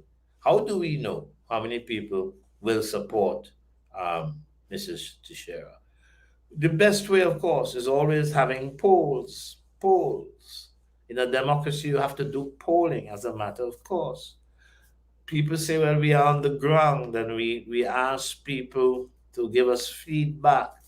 And the feedback, even though Dr. Rowley is guilty of misspeaking and in some of his public pronouncements and so on, and even though he has said things that the prime minister must not say, he's still a very strong leader, and we need a strong leader in these times.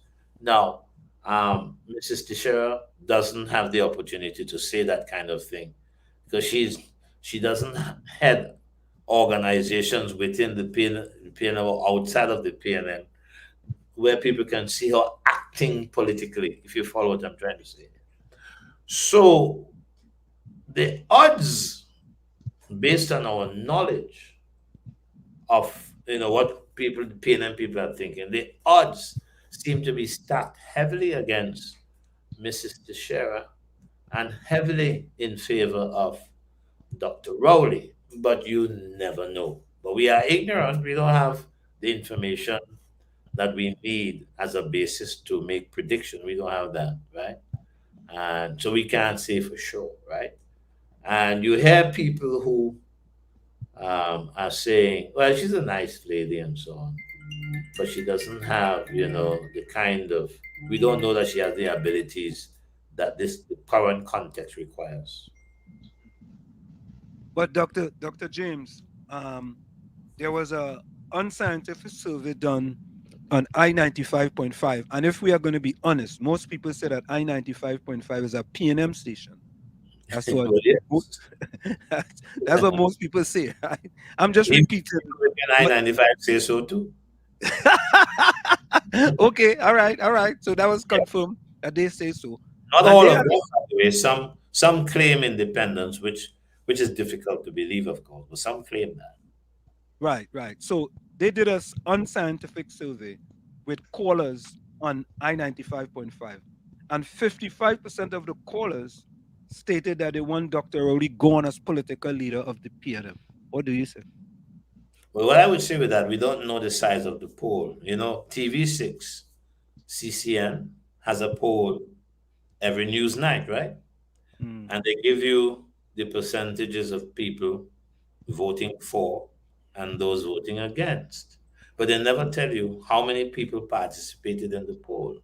I imagine your I-95.5 poll, unscientific poll, does not reveal or did not reveal the number of people polled. So you don't know. Was it 20 people who called in? Was it 50? Was it 100? We do not know. And they deliberately don't let us know. Why they should not let us know, to my mind, is an open question. I don't know. It's a kind of a cowardice, to my mind, that they do not reveal the number of persons participating. But the point, the point is that we don't know the number. So 55% of whatever number of people called in or voted say they want him gone. It's indicative, but it is not definitive. Is that okay?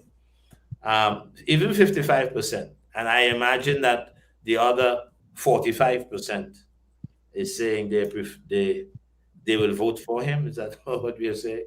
No, I don't know what is, but there was another unscientific poll done on social media, and about 200 or so people, cast their vote, and that Were they showed that. PNM people?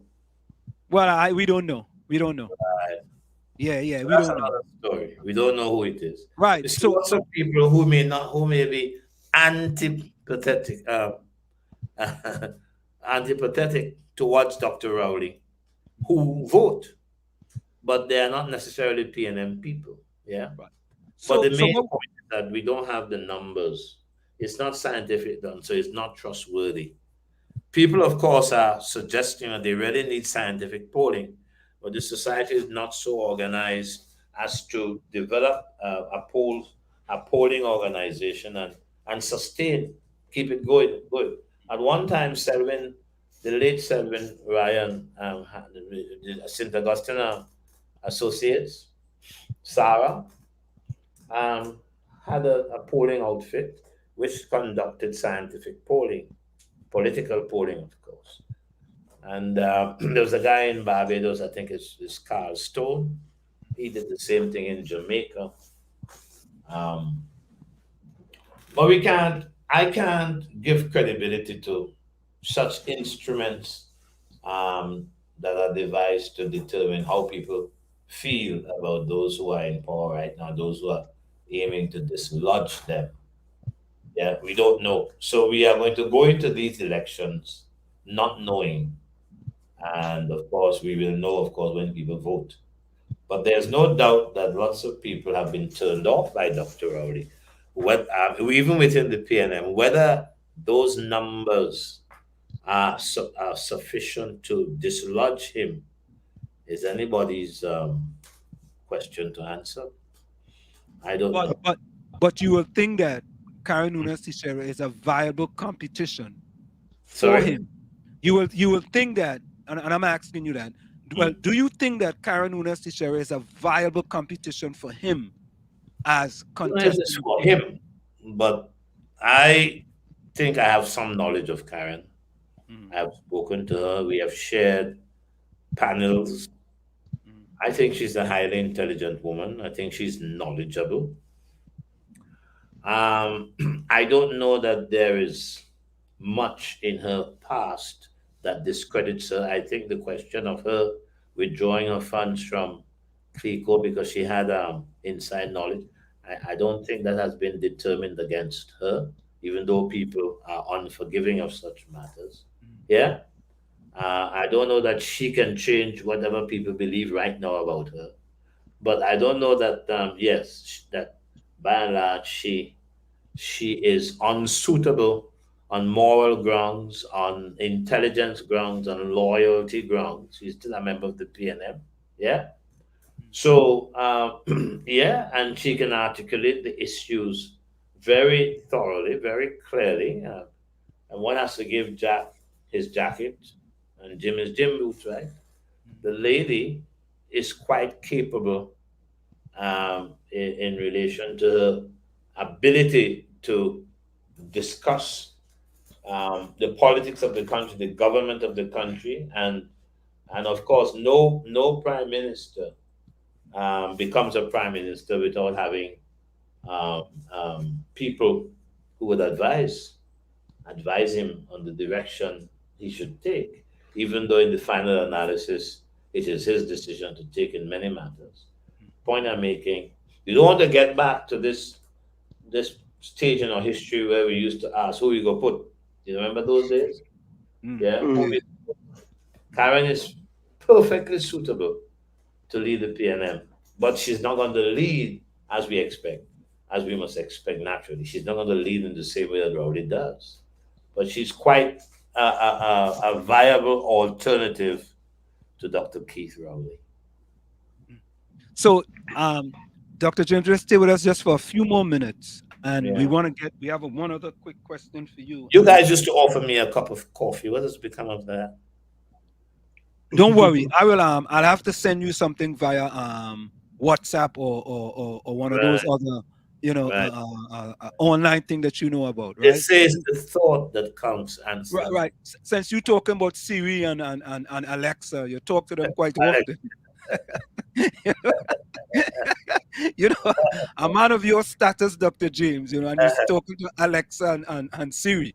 You know how important that is, because some people, when they pass a certain barrier, they don't want to hear nothing about Alexa and Siri. Hey, Dr. James, all we have in here is more. Sorry? All we have in here is Morby, yeah? It's Morby.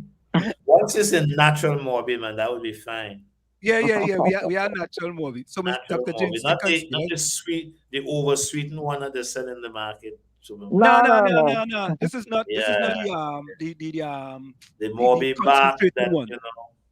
That my grandmother and my mother used to fix up. Top of the hour. That's another story that I could talk about the ladies in my life who brought me up and how great they were. Anyhow, go ahead. Yeah. Let's go for a quick station identification.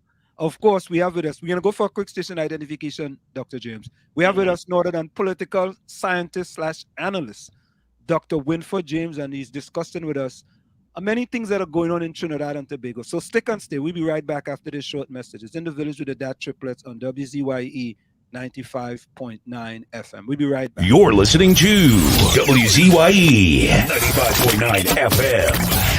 You are listening to WZYE 95.9 FM, the most influential name in Caribbean radio in the tri-state area.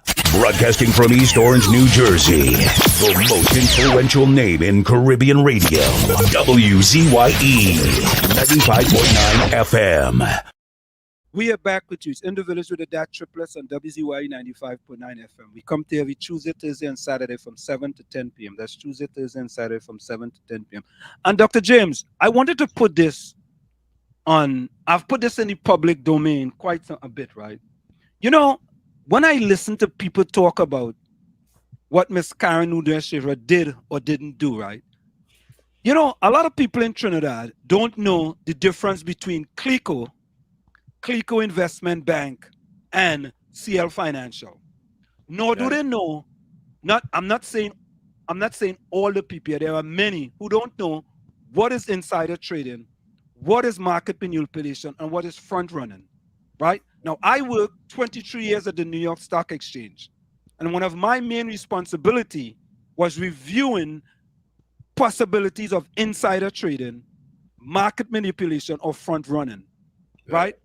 And it's everybody time. Yeah, well, she takes she money out in the dark of the night from Clico, and she had information. Now, Dr. James, it's very simple, right? If Mrs. Nunes Teixeira had information, right, prior to anyone else, wouldn't there be like a whistleblower who she got the information from that told her of the information, and they could come and whistleblow and say, well, listen, on so-and-so date, Mrs. Karen Nunes Teixeira was told that A was going to happen, and she decided to withdraw her money, right? Or the Trinidad and Tobago Stock Exchange could have an investigation into her for insider trading, right? And but to me, I haven't seen any evidence in the public space to say that what she did was insider trading. Maybe it's there, it's hidden somewhere, but it just kind of behooves me that a lot of people are saying these things and they are absolutely clueless. Yeah. And I say this without no fear or favor. They are absolutely clueless. They depend on hearsay, answer. Say that again? Hearsay. They don't read, they don't study, they don't research, and they say things by cogging. You know the word cog? Cog. Yes. From yes. What people say. They depend on hearsay rather than independent research. And they are scandalous in their proclivity, their tendency to besmirch people's character and reputation. They're scandalous in that regard. Well, let me just remind you as well, our whistleblower legislation is not well developed. I don't think we have whistleblowing legislation of the kind that we would like. I don't think we have it at all. People talk about it, so that a whistleblower would not help us here. In Karen's case. And Dr. James, but it's for her, it's part of the politics. It's for her to fight against that in a logical, knowledgeable, respectful way. People are going to support her for that kind of attitude. Because let me tell you, if people don't want to change, you can't change them. If people want to give their support to the other side, they will do so and damn the other side regardless. It is not as if, let me just remind you, that there are not good things about Mrs. Teixeira, if you follow. Mm-hmm. But people are going to, demonize her in such a way that others are not going to see anything good at all. But, clearly, there must be something good about Mrs. Teixeira. She was a P&M, as I said, finance minister, and a quite sensible one too, if you ask me. Yeah? Dr. James, it's kind of, you said demonizer. I call it, I have the 4 Ds. I call it the 4 Ds. First, the 4 Ds. 4 Ds. The 4 Ds. 4 Ds. Now, what does that mean? I'm not following. Okay. Yes. First, they discredit you. Okay. Oh, then they dismiss you. Yeah. Then they try to destroy you. And if they can dismiss, destroy, or discredit you, they try to demonize you. Right. Those are the 4 Ds that I've put out into the public space. Right. I think I missed one. Give me them quickly again. Dismiss, discredit, destroy, and demonize. Okay. I thought it was demonize before destroy. Yeah. Well, you could turn them around any way you want to. Okay. Put them any way you want to. And Dr. James, you have been one of those individuals who have suffered the same fate too as well. Yes. Right? Yeah, and for you, if you say something positive about the UNC as a PNM, yes. Right? And if you say something positive about the PNM as a UNC, yeah, right?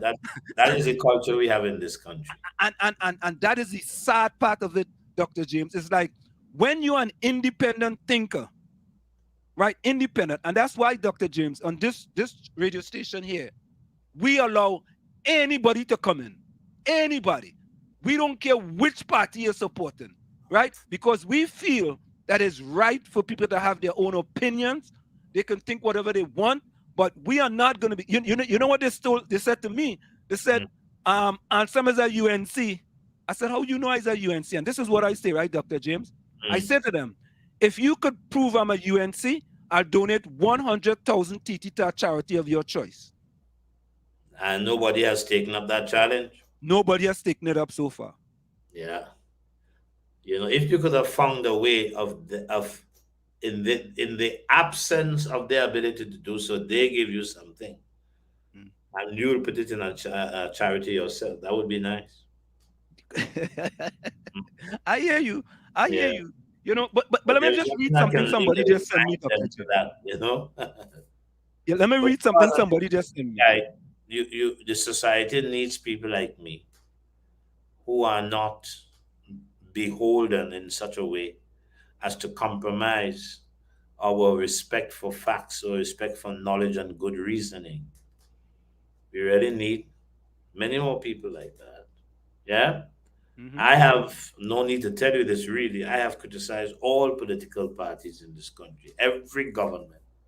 And the evidence is there, But if people are educated, as Lloyd Best used to say, half educated and so on, undereducated, then there is very little you can do about that except, the authorities change up the system and so on and make people, think more critically and so on, make people go down economic directions that could benefit everybody, not only themselves, but the whole society. Yeah, but you really can't have a proper conversation with somebody who is ignorant, and there's no point accommodating them if the conversation can't travel. You follow? So I've taken my licks, but licks can't prevent a fellow like me from continuing to, do what I have been doing for so long. So somebody asked a question. Question, Mr. James from Lana. Why is it law for senior citizens to resign at 65 and not politicians? Yeah, good question as well. Politicians can go as long as they want. Yeah. There's no law that says that they should not and cannot. But it's the double standards. I think the questioner is asking. Here you are, over 70, over 75, and you are continuing, but now you want to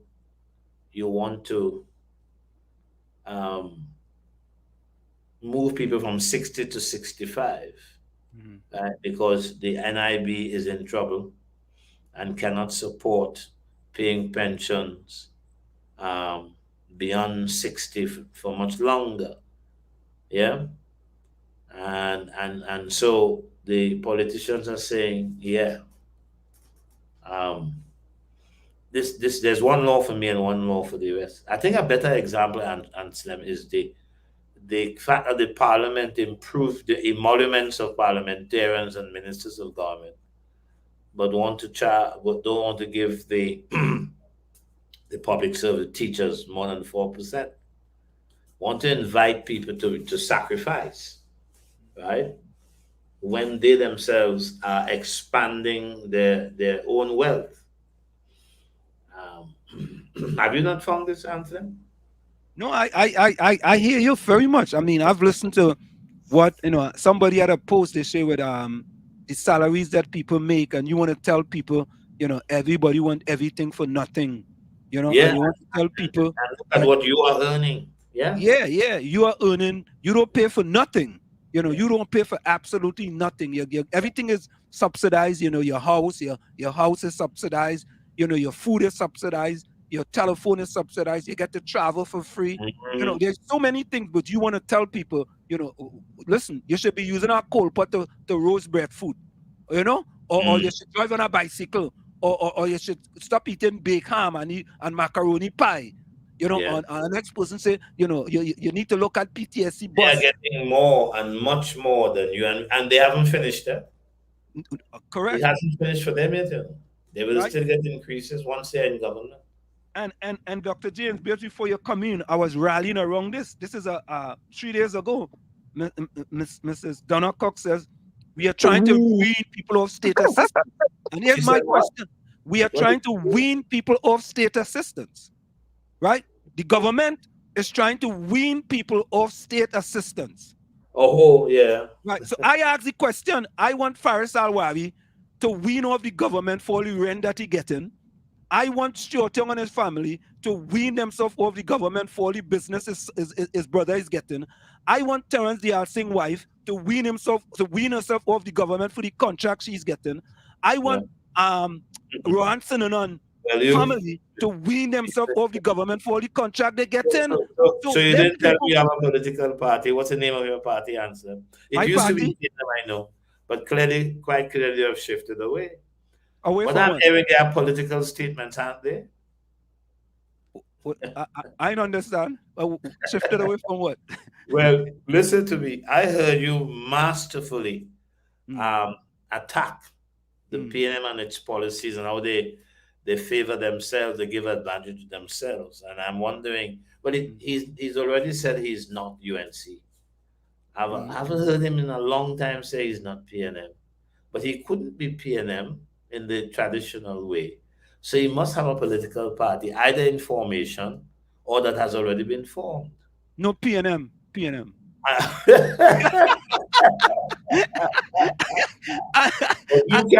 You can't go on a PNM political platform and say these things.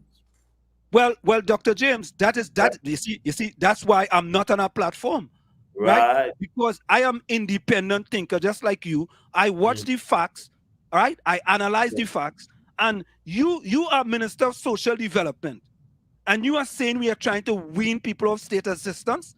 You telling poor people who can't put a square meal on the table. You know, Black Stalin have a song, sufferers only want to know where the next plate of food coming from. It's not a sufferer.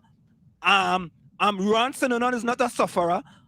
Gonzalez is not a sufferer. Terence Dial Singh is not a sufferer. None of them. None of them are sufferers. And they're coming to tell you, right? Keith Scotland is not a sufferer, right? But he coming to tell you, and that is sad. And you know something, Dr. James? Well, it is self-righteous and it is hypocritical, huh? HDD, I tell you, HDD, you must use that, Dr. James. HDD, these are politicians in HDD, not high definition. It's HDD. And they want to come to us like Pontius Pilate and tell poor people, you wean all yourself off of this now. I want Faris Alwari to wean himself over the millions of dollars he getting from the government. How about that? Yeah. Huh? Or I want, Dr. James, let's stop preaching. I want one of the ministers to donate one of their salaries, the 41,000 they get in a month. No, man, it's more than that. 41 is the basic. Yeah, the basic, with all the rest. Donate to somebody too now. And then come when and you tell add, when you add the perquisites, it can reach up to $60,000. Oh, good. 60? When you add the perquisites, yeah. Dr. James, I want to come back home and be a minister. I'm telling you. It's a lot of money. Dr. James, you think I could come back home and be a minister? Why not? If you get on the winning slate, right? They might make you a minister indeed, Minister of Communication. Dr. James, Minister of Communication. I appreciate that. I appreciate Why not? that. You follow, I'm just saying. But there's lots that is wrong about the way we prosecute our politics. We are not democratic at all, and there's an authoritarian reflex in the cabinet and also the Executive Council in Tobago, although we are focused on the national cabinet. There is an authoritarian instinct that the Prime Minister follows, yeah? And it's in the opposition as well. It's not only a PNM thing, it's a political culture that we have allowed to gel and harden. And so it's difficult now to break it up in the interest of a democracy where people really take care of their circumstances, make their own laws, bring their representatives to heel, make them answer the hard questions. You put them there to take care of for you and so on. Yeah? But we are a little distance away from that answer, I'm afraid. Right? I'm afraid that that's where we are now, and it's not a happy situation at all, because hardly anybody within the PNM camp is focused on these things that you and I are discussing here. So, Dr. James, here's another question. As you mentioned Tobago, right? Vonnie Roberts says, Dr. James, do you have a professional relationship with Mr. Farley? And if so, do you give him your professional advice?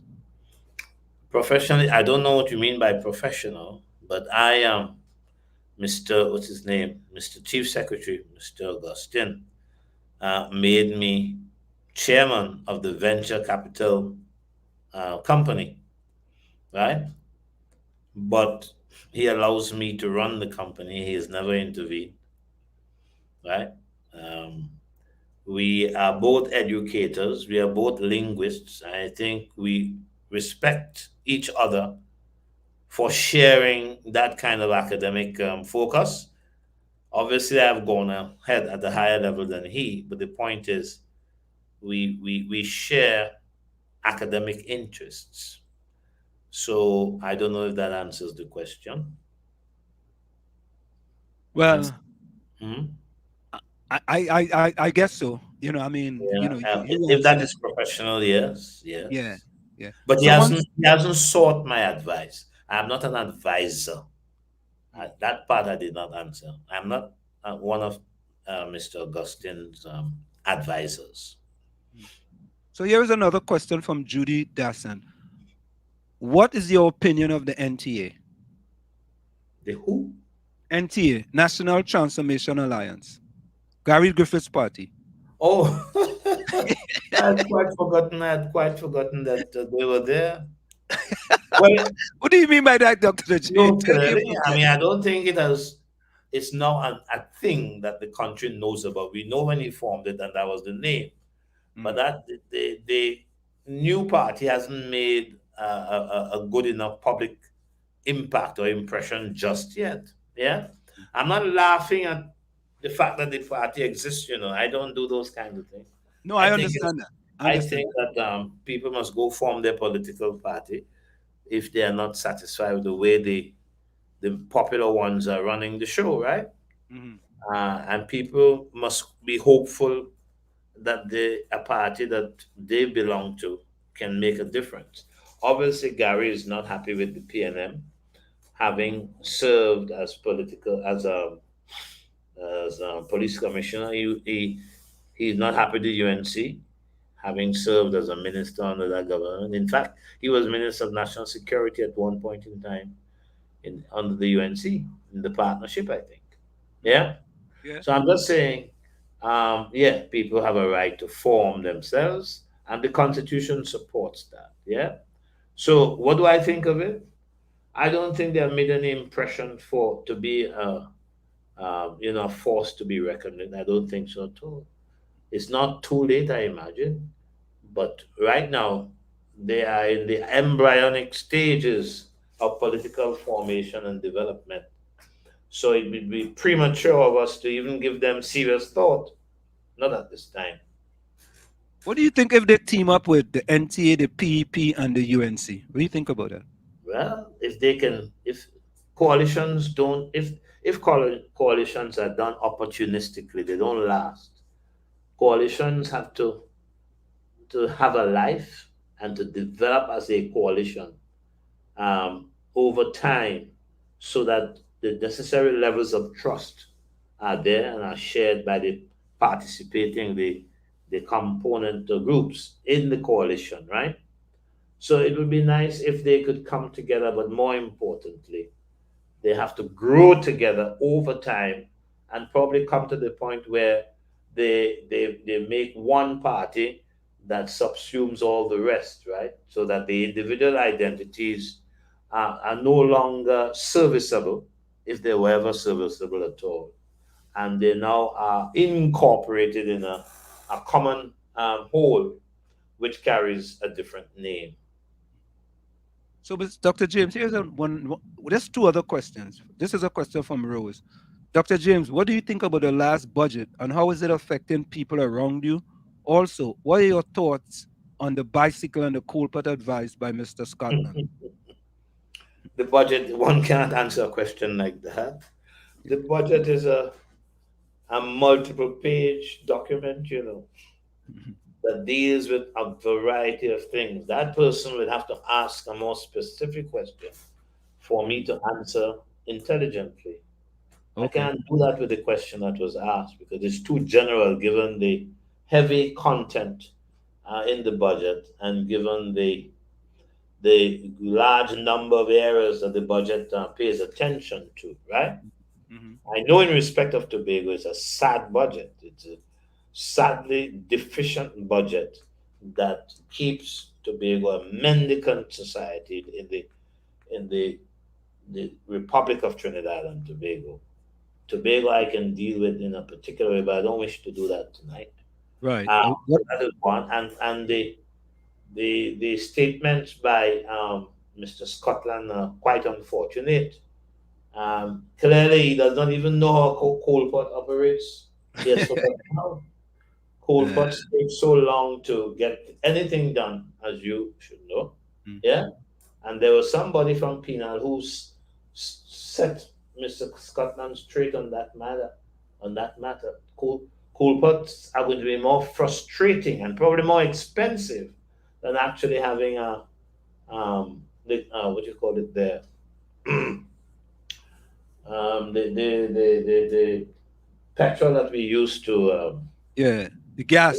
the gas, NP gas. LNG, liquefied LNG. natural gas. Yeah. More expensive than that. You could have a tabletop model using LNG and do that more cheaply than using the coal. But in any case, they have not taxed they have not increased the price of LNG. You follow what I'm saying? Yeah. I don't remember. Did you know anything about that? That the price of LNG has gone up? I don't think so. I'm not sure myself. I'm It's not still sure. highly subsidized. LNG, yeah. So, but I think Isn't it propane that we cook with versus LNG? and you can't practically you can't. Bicycles don't cut it for on all kinds of ground. But to answer the question generally, he misspoke and he misled himself and he embarrassed himself and his government. Yeah. What about the other one? Tommy was asking the question is that if it's propane that we use, that is not LNG. Is it propane, not LNG? I don't know. I think it's. I sometimes mix up myself there, but the point I'm making, I don't think there were increases with respect to the small bottles and the tall bottles that people come around in the trucks and sell. You know those trucks? Yeah. I remember that. Yeah, I remember. Right. I don't know. I think it's the lady from Pina was making an excellent point. You know that coal pot is more expensive and more frustrating, to use. Yeah. And you know about this the tabletop stoves, right? Yeah. Of course. And those things are far easier to use than your coal pot. Yeah. You follow what I'm saying? Yeah. And just imagine breathing them coal inside your house. Just imagine having to breathe the fumes. He was taking people back to a time in our history that is no more. That is so inconvenient. At the time, it was probably good. You know what I know coal pot is good for? Two things, really. It is to heat the iron. In those days, you had to heat irons on a coal pot. Heat it up every now and then. I don't think he wants that to happen. I mean, you could save electricity, but what's going to happen to your hand and so on? It was a very terrible piece of technology, you know. You follow what I'm saying? Yes, absolutely. Give you arthritis. All of that, people would claim something like that. And the amount of time things still took, and are likely to still take. You know what is better to roast breadfruit rather than using the coal pot? Some stone? We said three stones. Yeah, stone. Yeah. 3 stones, but I'm talking about 3 stones, shaped on the ground there in a particular way, and you put in the coconut shell and the pieces of wood from the openings between the stones, and breadfruit got roasted very quickly with that system. Correct as well. But then, as I said, it's in the modern world, it's inconvenient. You follow? It's probably easier to build a dirt oven outside, that technology, and bake your bread there and roast your breadfruit there, I imagine. And So finally, I'm sorry to have to say that, but he has come across looking like a fool, you know. I don't like it, but that is how I hear people talking about the man. Now, I don't disrespect people, generally speaking, and certainly not on air. So I don't. That's not what I'm doing there. I'm just saying it looks foolish. Um, Now that we are hearing all kinds of comments from people on what he has said, he has not helped anybody. He has done a disservice to himself, the people he wants to help, and of course his government. And I believe he's not pursuing the idea of the bicycle, is he? no, he just I think he changed his mind because he hasn't ridden to work. He hasn't taken up himself yet and rode to work recently. Oh So my and the goodness. last thing before you go, right? Your Yes, so that was a bad political mistake there, political statements. Let's hope for his own sake that people dismiss it, people in his party. I don't know about his constituency if they're going to be happy with it. But I suppose people in his party might want to be considerate towards him and try to make him handle the public negativity that accompanying what he probably thought was a brilliant idea. and finally, Dr. James, finally, right? Dr. James, I like Yeah. you know your comment.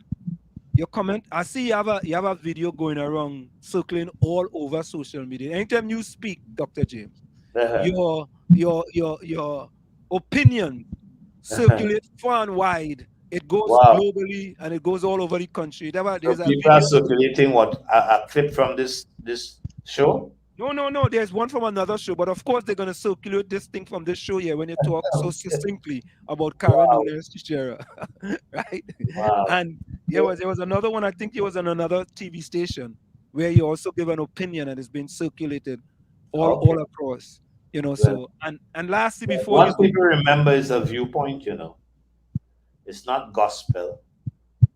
It's a viewpoint, you know. well, Dr. James, because many people, right, trust your opinions and your analysis and your scientific analysis of Mm. politics in Trinidad. Dr. James, there's two people in Trinidad who call themselves political analysts, and they are not. They are totally unqualified, and they calling themselves Well, political don't call their analysts. names, right? No. I could call their name, but I ain't gonna call their names, right? Yeah, don't call. Right, Don't call it. right. Did you hear about that? No. Oh, okay, I okay. mean, They call about themselves. So what yeah. happened is that when they were called out, they called themselves self-appointed political analysts.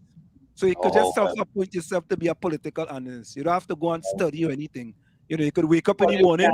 can be, you can be a self-appointed if that's the word you want to use, self-appointed analyst. I know that I analyze political events in the country, and I've been doing it for years and years. You don't have to go to school to do that, you know. School does help, but what I'm trying to say, you cannot get, in order to have knowledge, you don't have to do 12 PhDs, if you follow what I'm saying. No, I understand. I Yeah, understand. but one has to read because the books are there, but one has to observe what's happening across the world, what is happening with democracy in America, in Hungary, um, in Brazil, in Britain. You have to actually study the events that are unfolding every day of our lives. And of course, you have to read the history and so on. If you're educated at a particular level, you keep doing that sort of thing. You follow what I'm trying to say? Um, so I don't say that I am a self-appointed. There's no need to say that. I am a No, political no, analyst. no, no, no, no. I'm not I'm saying just, that. I'm just saying by reference to what the other people may have said Right, of right, themselves. right. That's all I mean. I didn't mean anything against them. No, But I Dr. will James. not call myself a political scientist because I Doc- see it as a particular meaning, which whose uh, characteristics I do not, should I say, have. That's all. Follow? In other words, they would not say, come to the university and lecture students. Of course, I could do that, but it's the credibility. You follow what I'm trying to say? It's the Where credibility of Tommy? Tommy wanted to ask you something, Dr. James. Dr. James, there's a timeline with the internal PNM election. There's a timeline issue that has come up and even took a legal turn in some in as it relates to leadership. What say you with that? I think there's like 9 days from the start to the end. It's the first time I'm hearing about the timeline issue. So I can hardly comment. But what is the real issue? Okay, so Tommy, here's the issue, Dr. James. The election is going to be held on November the 26th and the 27th, right? Mm-hmm. And then there's a hiatus until December the 4th, and then you can go and vote again on December the 4th. So if you don't vote on the 26th, you can then vote on the 27th. If you don't vote on the 27th, you could wait another 6 days or so, and then you could vote on December the 4th. Is it legal? Is it in accordance with the rules, the laws, the constitution of the PNM? Well, that's what we are trying to find out. That's what everybody's trying to find out. I have not seen the PNM constitution along. Right, and they have a pre-action protocol letter that has been put in place to find out what are you going to do with the ballot boxes after the 26th, after the 27th, and for the 6 days in between. And then on the, and Dr. James, these are legitimate questions. I know people are like, what do you think? Did people go try to thief the election? Nobody's saying thief. Tell the people what the all of that is possible. All of that. We can't trust human beings so completely as to rule that out. Okay. Correct. And we're just trying to be for you to be transparent and accountable. What's wrong with that? Yeah. You know? Well, the point is we just push back against ignorance. That's basically what we do. But we must do so in relation to what the law is. So I first of all would like to know if that's legal. Yeah. Mm-hmm. And if it's not legal, then there should be a legal challenge. Has there been a legal challenge? Yes, there have been. There's been a pre-action protocol. Challenge, you know, is it before the court? And will the matter be given priority by the courts? And so we will have a ruling by a certain time, you know? Well, there's nothing in the court, right? A pre-action protocol was issued to the elections committee, and they should have answered by last Wednesday going here, and they asked for an extension to answer by next Tuesday upcoming. So you'll get the answers from them, and then you can decide what will be the next process. Right? So there are people who are saying that the election committee has been what? Irresponsible? Well, not liberty. Not being transparent and accountable with regarding the process. Well, yeah, well, it's to their advantage to be transparent, yeah. But and certainly they have to be accountable. They are not laws unto themselves. But is it PNM as a big issue? They're not laws unto themselves. Is that what you just said? Yes. They're not laws unto themselves. You sure about that? Well, that's why we have laws. The laws are not for them, and they are not higher than the laws. So if we didn't have laws, we would be in a lot of trouble. Is that why we're in trouble with the indemnity clause? Well, that's a different story altogether. All right. You know, we must come back and chat about that. Yeah, we had to come back and chat about that. That's a whole different issue that has a number of sub-issues that we all need to talk about, involving competence on the part of attorneys general and so on. Questions about how public monies are spent and how responsibly public monies are spent. There's all kinds of issues and so on. Some governments in some country would fall on an issue like that. Correct. Another issue. Another time for that to answer. Yes. So Dr. James, we want to say thank you so much for giving us your time. And I didn't forget you with respect to the coffee, Dr. James. Don't think I forgot you. I want to know if you like decaffeinated or you like it with almond. No, I want the natural coffee. And I want you to serve me the best coffee. Mm-hmm. I don't know which brands you would want to choose from. Well, they are Jamaican. They said Jamaican coffee is very good. Blue Mountain? Is it Blue Mountain? Huh? Blue Mountain, they say is very good from Blue Jamaica. Mountain in Jamaica is fine. All right. And Trinidad has nice coffee as well, by the way. Yeah, and made in Trinidad, produced in Trinidad. Yeah, made in Trinidad. Yeah. What? Good, nice coffee, and they make good chocolate out of it as well. Oh, okay. Yeah, but we are not marketing the coffee as other countries do. These so, are Dr. James, last one before you go, right? If you had to grade Dr. Rowley, this is the closing question. If you had to grade Dr. Rowley, would you give him a grade of good, fair, or bad? Who are you talking as Prime Minister, as political leader, what? Prime Minister. Well, listen, let me tell you, first of all, I do not grade. I don't use that 10-point scale that people use to grade everybody because I find it too subjective. Yeah. I prefer to say, look, there are some issues I think he's strong on, and there are others on which he's extremely weak. Yeah. I prefer to do that, but I don't want to say, hey, I'll give him a 6, I'll give him a 7, or I'll give him a 4. Because I myself would not be able to defend what I mean by 4 and 5 and 6 because of the subjectivity of the grading. But if we had laid down particular criteria and we were applying the criteria, that would be a different idea, not simply numbers. Sorry, I have to disappoint you in that regard, but I'm one of those guys that don't follow that way of evaluating our prime ministers and our ministers of finance or even the president of the country. Yeah. So Dr. James, again, it was a question from the chat from a person by the name of Vonnie Roberts. So Dr. James, again, we want to thank you so very kindly for taking the time to join us here in the village. Your opinions are always welcome, and people in the chat seem to love your opinions and they like you, just like how Diana, it was Miss Diana, even though Diana came in, she had to go and take care of Stormy, her dog, and it took 4 hours, but, But I noted the passion in which she delivered some of the ideas that she spoke about. Yeah, she's very passionate, I must say. Yes. Yeah. I was in Tobago recently too, but I didn't get to, have a libation with Dr. Winford. But I guess next time. Dr. who? Winford. Winford James. I guess next time. I like the word libation. Dr. James, thank you so very kindly. We appreciate your appearance here. Okay. Okay, guys, have a good rest of the night. All right. Okay. Good night, Dr. James. Yeah. So there you have it, folks. A person who is no stranger to In the Village with the Dat Triplets on WZYE 95.9 FM, Dr. Winford James. Vonnie, the man don't answer questions in good, fair, or bad. Eh? You see, you put me in a trap there, partner.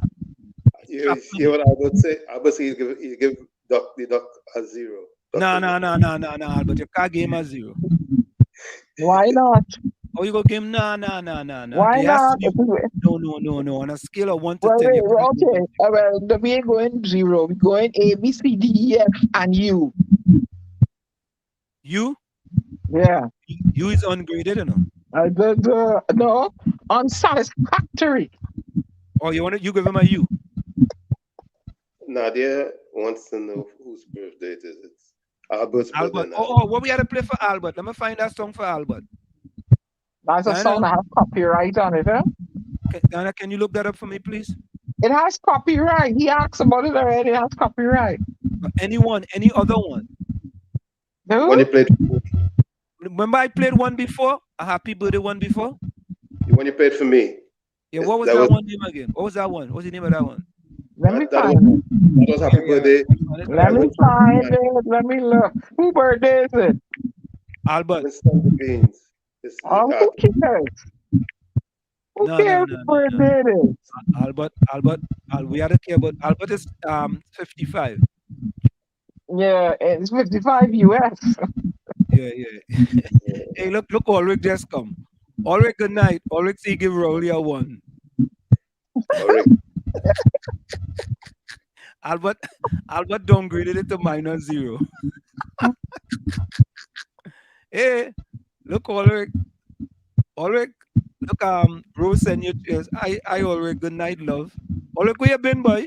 Ulrich, I hear you busy, boy. We have a new business by Ulrich, but we go talk about that on Tuesday. You know? Now all your car give. Diana, Yeah. Albert say he's 77 on Sunday, the 23rd of October tomorrow. He's what? He's 70 something? 77. 27 splash. 77? Yeah. You're bad long, Albert. I mean, he bat long. Hey, you know something? Before we go, just give me that, Diana. Look at this. I want you all to see this. Boy, the West Indies is worse, boy. Hold on, West Indies, please, boy. Oh God. West Indies, boy. Look this. Okay, let me go. Don't lament so much. Huh? Don't lament so much about the West Indies. Oh God, man. Listen to this. Well, it's reflective out of of the the 2022 ICC Men's T20 World Cup after they were soundly beaten by Ireland in the final match of the qualification stage, needing to win following an early loss to Scotland and a narrow victory over Zimbabwe. Captain Nicholas Pooran won the toss and elected to bat first as they got to 146 for 5 in their 20 overs. Brandon King top scoring with 62, while Johnson Charles made 24. The West Indies bowling attack was hammered in the reply as the Irish reached the target in 17.3 overs for the loss of just 1 wicket. Paul Stirling hitting 66 not out at the top of the order. He was well supported by Lorcan Tucker and captain Andy Balbirnie, who made 45 and 37 respectively to propel Ireland to the 9-wicket win. And after the disappointing exit, head coach Phil Simmons... Imagine that, boy. Ireland beat the West Indies. Who, Ireland? Yes, Ireland beat the West Indies in cricket. Imagine that. Hold a minute, I gotta listen to this song, the Happy Birthday song. Yeah. Ireland beat the West Indies. All about Trinidad is not a real place, you know. Look, listen to this.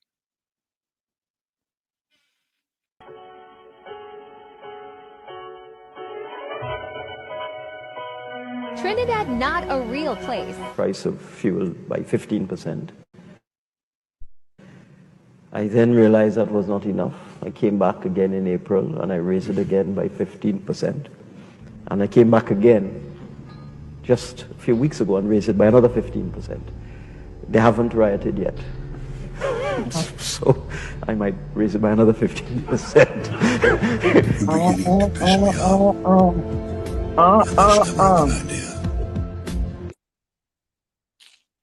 Anselm, I find a birthday song for the geriatric. Okay. Linval Cooper. Hold on. Linval. Cooper. Can you respect your elders, no man? Yeah, send it in I am on the phone. I am on the phone with you, so you can't. You want me to come off and send you and I'll come back in? No. All right. Let me know what it is. What is it again? I told you it's happy birthday. Lin, V as in Victor, A-L Cooper, Linval Cooper. Happy birthday. It's a nice reggae version. Reggae, I know the artist. All right. Tell me, you getting feedback from me? Maybe it's me. Let me mute and see. No, I think it's Tommy.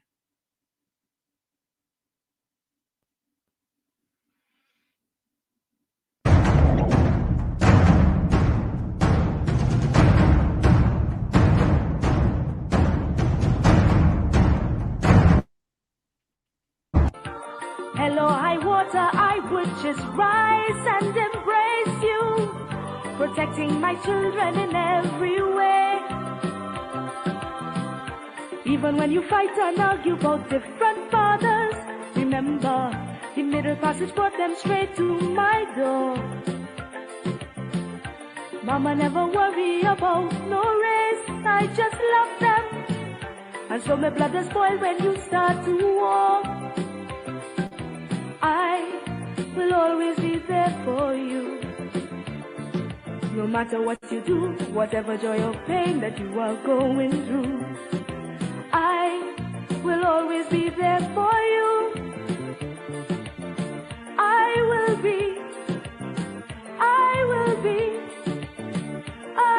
be always there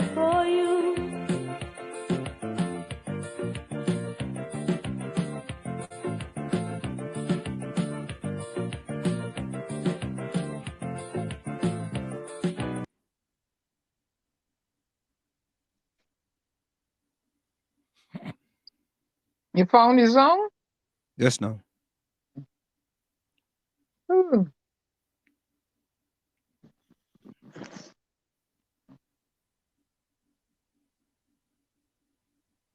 So, look at this. Look at this, Aulia. I know some of you almost saw this, but watch this.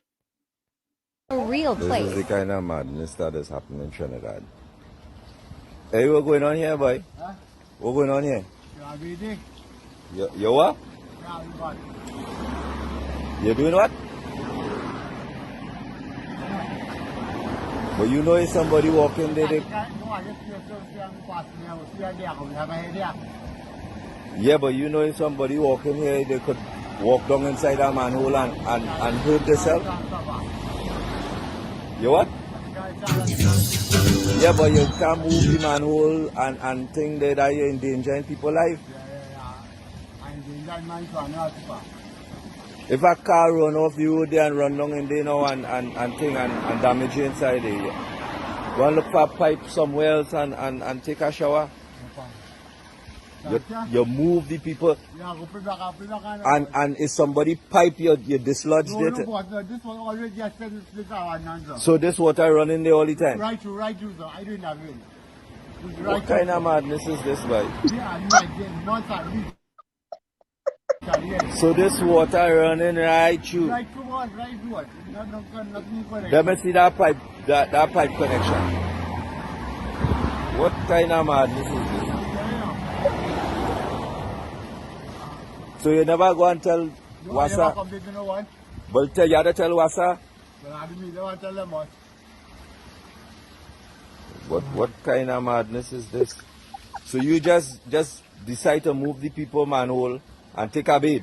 Yeah, boss. I just said I'm going to take it. If I know what I did, what I find you want to take a bid, I'll meet you. But look how much people that are wrong here. You could ask somebody to take a shower.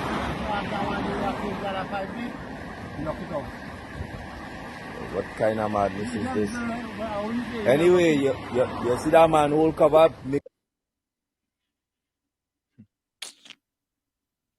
Think it easy. Oh, yeah. He bought it. But hey, he in his swimming pool and like, wait. Trinidad, boy. I tell you, when the person that sent me that, I said, I have to send it to you. I sit down, I watch it, I say, what madness going on in Trinidad? He even got dead crap in that water. The man just... Listen to Alexander now. Alexander. Who needs to hear this but? This is a very important message. So once persons have in their possession firearms and ammunition, then the time for talk has passed and the time for negotiation has passed. It's over. If from the time you confront law enforcement with weapon, fire, ammunition, at that stage there's no negotiations.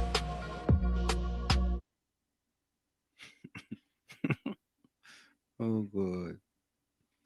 Love you too, Albert. Alexander, boy. Oh, God. Anselm Rose said that somebody give you a phone number to get you kindly pass it on, eh? Okay. Oh, you know something? Who give me? Yeah. You know, who give me the number? Judy? Judy? I think it was Judy, you know. Is Judy? I forget it, Rose. I apologize. I forget. Judy, send me the number again. Look at the WhatsApp number on the screen, Judy, and send me the number again. I will send it for Rose right now. Yeah, no, I apologize. My fault. No excuses. No excuse. None whatsoever. I want you all to listen to this one. Somebody send me this one too. Listen to this one.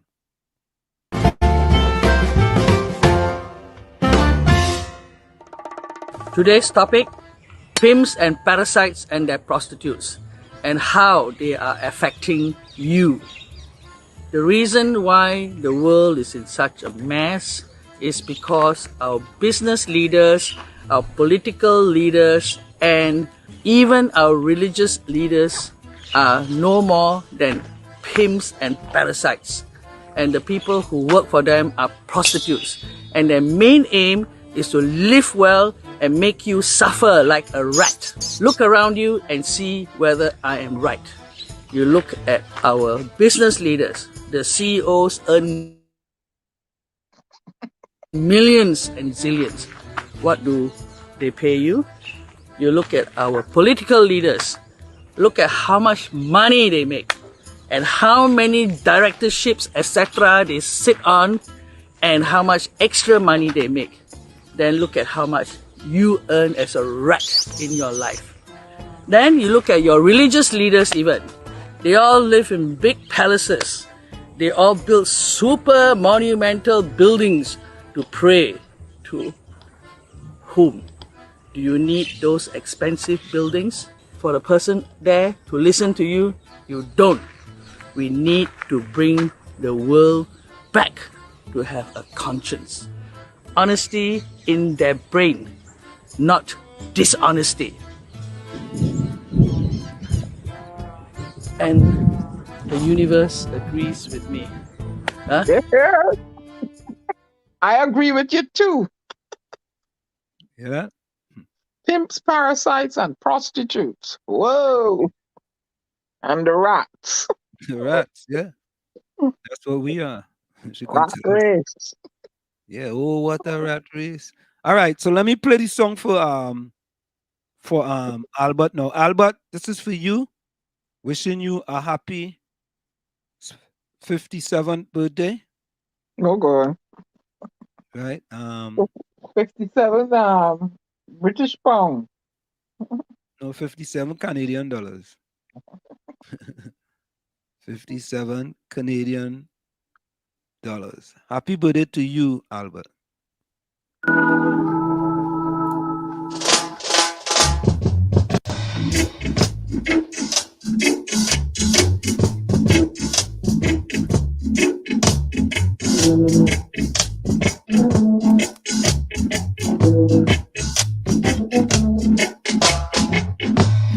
Happy birthday to you, little girl. Happy birthday to you. Happy birthday to you, little girl. Happy birthday to you. If you're celebrating your birthday today, happy birthday to you. Wanted to make you a present, I say, but I don't know what to do to say or do.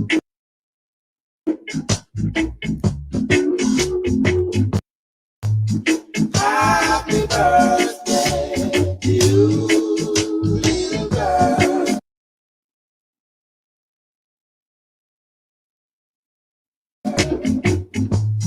Happy birthday to you.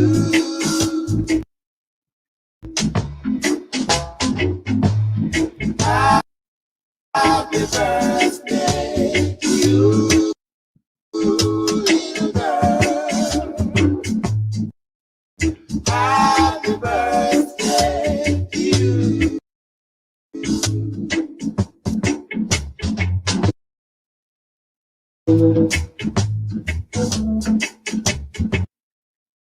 I know what's going on with that.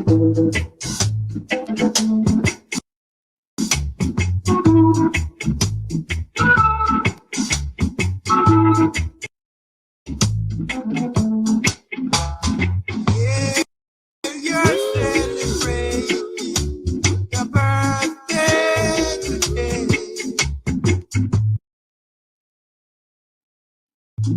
happy birthday to you.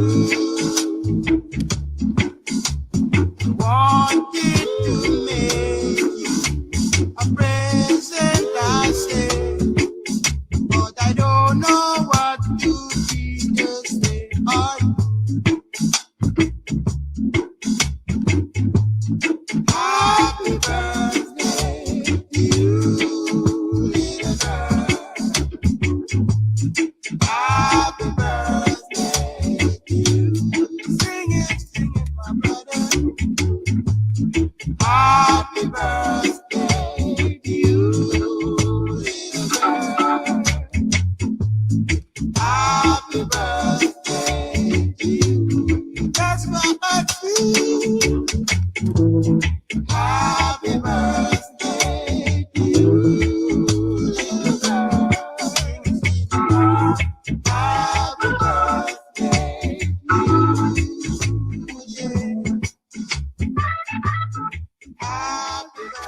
Happy birthday to you, Albert Montano. Special happy birthday to you.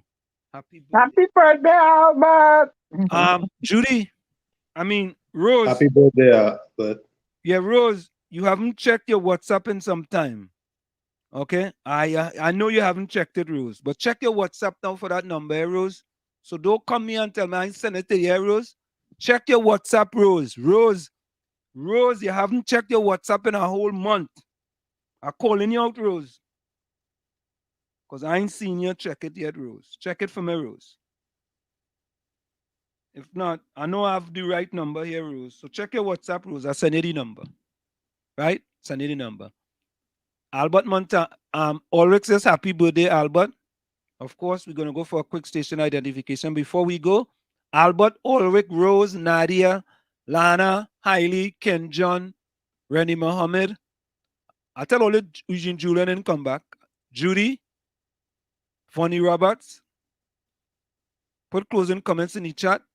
Eugene Julian and give back his Ulrich. I call Ulrich. I'll tell all the Eugene Julian and give him back his phone. He didn't get back his phone. Nor did Ellis get his phone tonight. Nor did Anderson. Nor did Troy Smith. So I was absolutely correct. I was correct. Right? Eugene Julian was here about 7:11. He put in 2 comments and then his wife took away his phone. Or Ellis come, he put 1 comment. His wife took away his phone. Troy Smith didn't come. And Anderson didn't come. So I'm sorry for them. What? Diwali is Monday, right?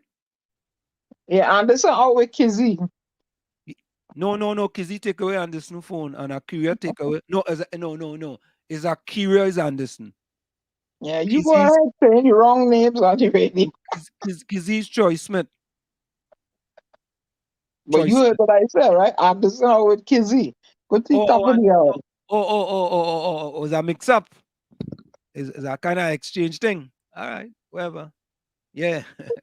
All right, we're going to go for a quick station identification. Put the closing comments in the chat. It's in the village with the Dat Triplets on WZYE 95.9 FM. We come there every Tuesday, Thursday, and Saturday from 7 to 10 p.m. And again, we want to thank Dr. Winford James for always coming into the village and having some very, very, very, very, very vibrant discussions. And we keep it real when you come into the village with the Dat Triplets on WZYE 95.9 FM. You're listening to WZYE 95.9 FM. You are listening to WZYE 95.9 FM, the most influential name in Caribbean radio in the tri-state area. Broadcasting from East Orange, New Jersey, the most influential name in Caribbean radio.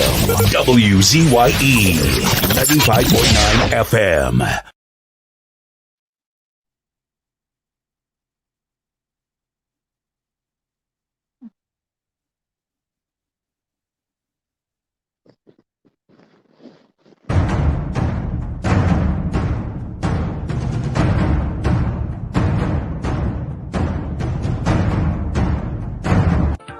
Hello, high water, I would just rise and embrace you, protecting my children in every way.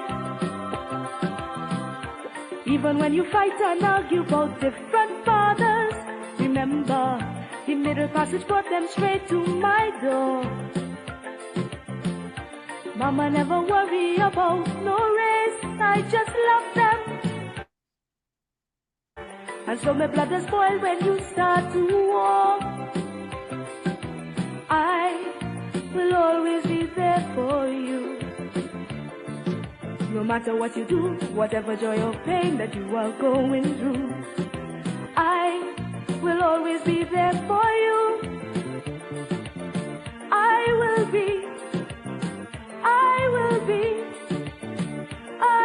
be always there for you.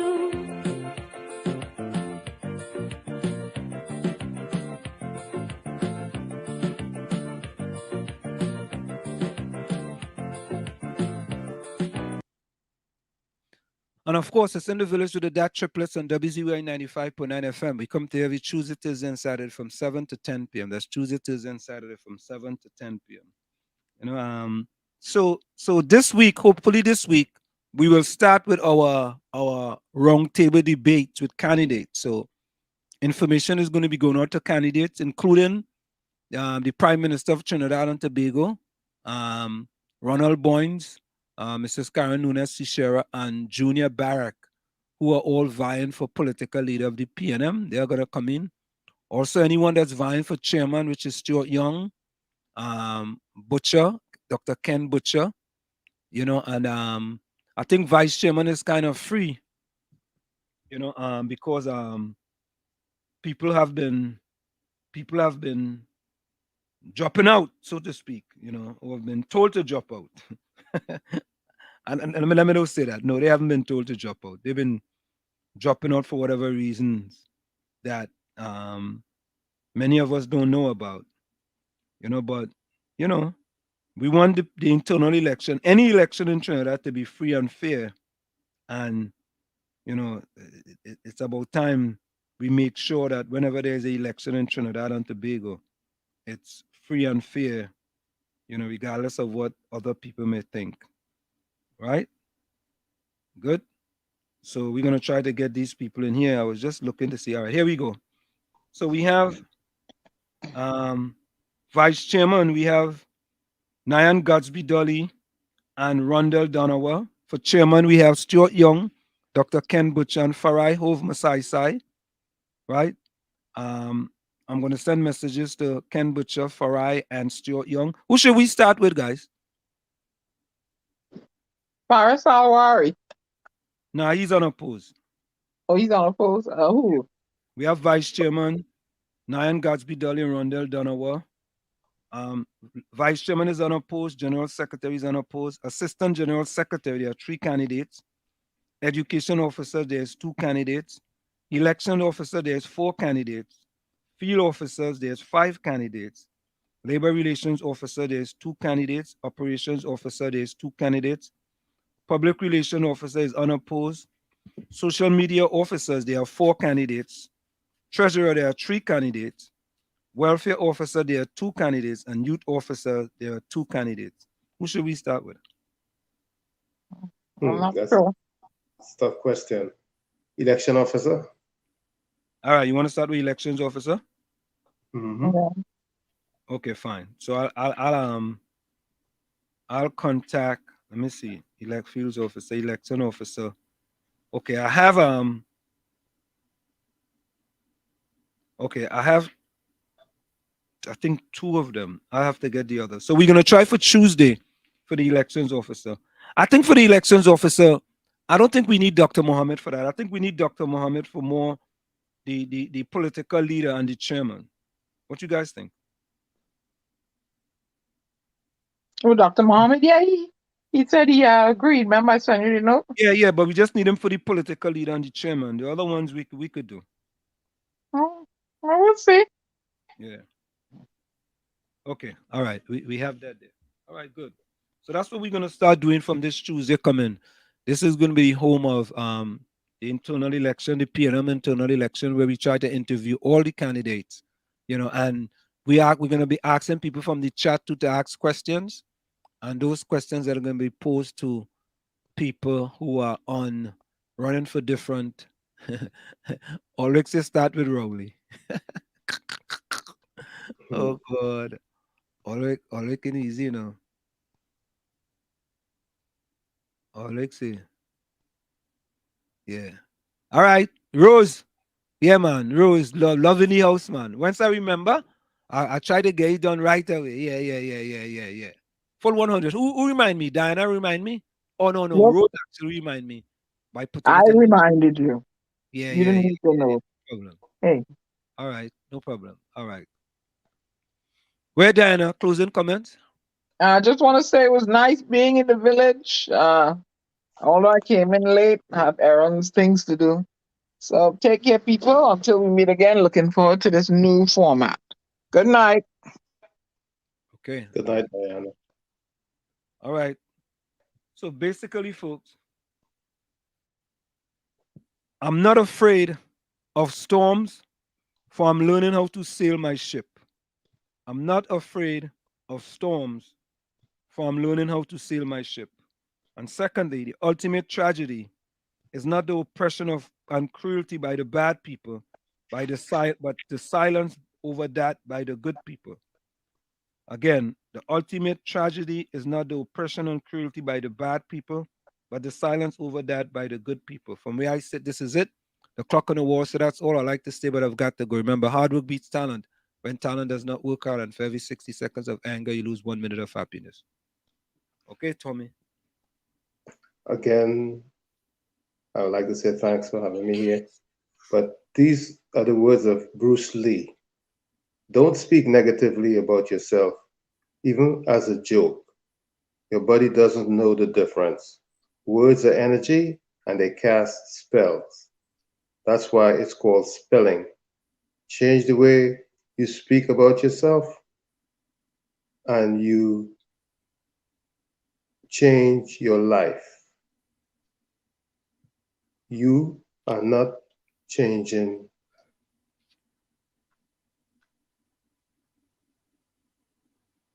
you're choosing.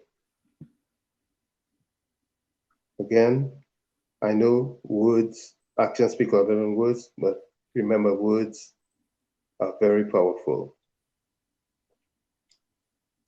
Pleasant good night. Love you all. Talk to you on the next session, which will be Tuesday, God willing. Enjoy the weekend. Good night. Thank you, Tommy. I like that too bad, Tommy. That's excellent. Excellent. All right, let me go to this here. Albert says, good night, Ansam and Diana, Tommy, and all in the village. Judy says, I can't stand to see or listen to any PNM minister. They're all disgusting creatures to look at. It hurts the manner they're belittling citizens.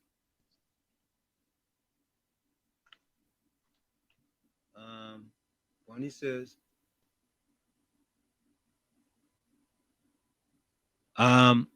Hailey, send me a number. Hailey, send me a number on the screen, and I'll put you in the WhatsApp group. Let me see if you're in the WhatsApp group, Hailey. I don't think you're in the WhatsApp group, you know. Let me see. Let me see. Hailey. Let me see if Hailey's in the WhatsApp group.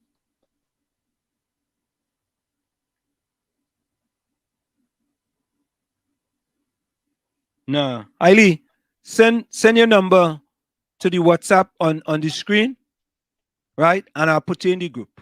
Cool. So anyone else who wants to be in the group, in the WZYE chat group, just send your number and we really put you in the group. We put you in the group. Let me see. Bonnie Roberts says, Wall Street, you really think that those PNM Diet members will ever vote any other way? Listen to Aisha program. If they see green, if they say green or say red. Okay. All right. No, they will be all right, man. Closing comments by Hailey. Only in Trinidad and Tobago, citizens is Creole and Indian. Outside of Trinidad and Tobago, foreign countries see us as Trinbagonians. We are one people, togetherness over everything. Thank you, Hailey. Oh God, Rose says Stuart old instead of Stuart young. Vonnie says, good night, Diana, Tommy, and Sam. Enjoy your Sunday. Good program today. Thank you, Vonnie. Ulrich says, the worst Trinidadian is the ones with the 90s memory. It's important to remember the past to shape a better future. Good night, everyone. Thank you, Ulrich. Rose, you're welcome. Finally, you check your WhatsApp. Rose, are watching you, you know. Don't think I ain't watching you. Judy says, Wall Street, Tommy and Diana, thank you for putting a great show. Most enjoyable indeed with Dr. Winford James. Thank you very much. Nadia says, bless, good night, be safe. Walls, play forever young, Tonya Wilson. We're going out with Duke tonight. How many more must die? Yeah, Judy says, good night to all my beautiful brothers and sisters in the village families. Universal blessings and healing. Stay safe and sound till Tuesday. Thank you, Judy. Rani Mohammed says, we are all one people under the same sun. Peace and love to everyone. Thank you. Hey, look, I tell all you, look, at the end of the show, 10:01 p.m., Eugene Julian gives a comment, a closing comment. Good interview by Mr. James. I think he's very knowledgeable on TNT politics. Watch, you see? You see? Tommy, I don't lie, man. 10:01 p.m. You man get back your phone. Oh, God. Well, if he heard James, that means he must have been listening quietly and saying nothing. Oh, what? Tommy, oh, God, Tommy, man. Oh, you mean he can't listen to the end? He could just listen to the end and say, no, he probably was just silently listening. Nah, I know that fella. I know that. I'm too kind. Yeah, you're too kind, man. Your phone was snatched from him. The phone was taken away. And finally, with 5 minutes left in the show, he do a little beg and he get it back to make a closing comment. Oh, you know what? He had the 5 minutes. His wife was listening, and he put a closing comment, and his wife said, look, go and put a closing comment quick. Oh, God. Wall Street, you're not nice to some of certain people. No, but it's the truth. It's the truth. I ain't speaking no untruth. You understand? Okay, man, Tommy, he came in at 7:11. He made 2 comments. And for the rest of the night, there was no comment. And then at 10:01 p.m., he comes with a final comment about good interview to make it look like if he was the only time. He was. No. Come on, a button for you. Now redeem yourself. Nice sometime, you too nice. You too nice. You see what he said? You see what Eugene says? What he says? What he says? Look at the end there. Hold on. Thank you. He said, thank you, Tommy. Okay, hold on. Albert Montano says, my comment tonight, I was well educated by Dr. James.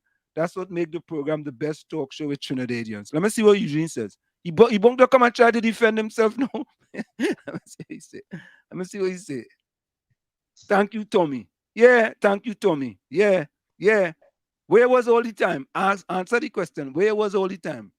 Right? Ask them Albert said, ask them the truth offense. Correct. The truth does offend.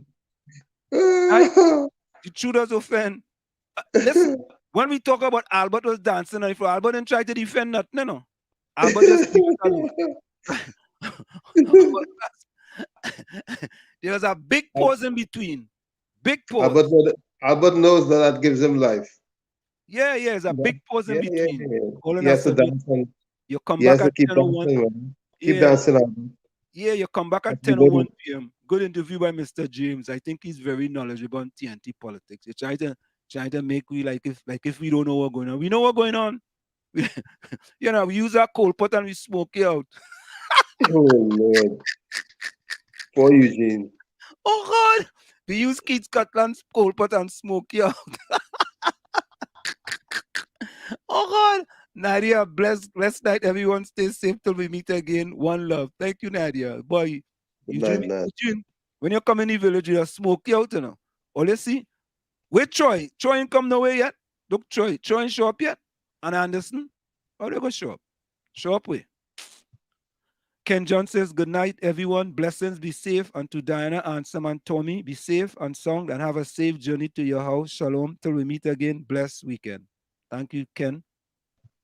Good night, Ken. Shalom alaikum. Yeah, I think that's it. All right. Yes, indeed. What are you going out with tonight? Oh. We have Lana. Bless good night, my village family. Bless good night, my village family. Remember, tomorrow is never promised. Yesterday is gone. Live, laugh, and love, work, but also live. Stay safe till we meet again Tuesday. God spare life. Thank you, Lana. And say hello to your son for us, Lana. You see what Albert says? What is it? He says, we Trinidadian have the best looking women in the world. I know joking. That is what, I know. That is why I went back to Trinidad to marry my girlfriend, who is my wife for 51 years now. Yeah. Congratulations to you and her, Albert. 51 years is a damn long time. Yep. Watch, Eugene, big, bad, and bold now, eh? Yeah. Wall Street, I hope you have court closed. You're big and bad now. You're big and bad. You get back your phone. The show almost done. And it's 3 comments. Watch, Tommy. The show almost done. 3 comments. What about all in between the show? Right? The show almost done, but he put up 3 comments and so watch that. 10:16, 10:01. Let me see them. 10:01, 10:13, 10:16, 10:01. Eh, Tommy? Oh well. What? We use Keith Scotland coal pot and we smoke out Eugene Julian. Mean Jane, boy. And we roast no breadfruit on it. Oh no. We roast no breadfruit. I went to bat for you, Mean Jane, but look like I get beat out. Yeah, man, you get what? Tommy, you get like what the West Indonesians get from Ireland. Oh Lord. I'll take that and cool it. All right. Yeah, take that and cool it. Take it and cool it, man. Yeah. What's the big deal? Eugene, don't worry. Tuesday we go see if you have the same behavior or if the behavior is different. Right. So, folks, this is a special dedication to the people of Trinidad and Tobago. We want to know how many more? How many more? Happy Diwali, everybody. Yeah, happy Diwali, everybody.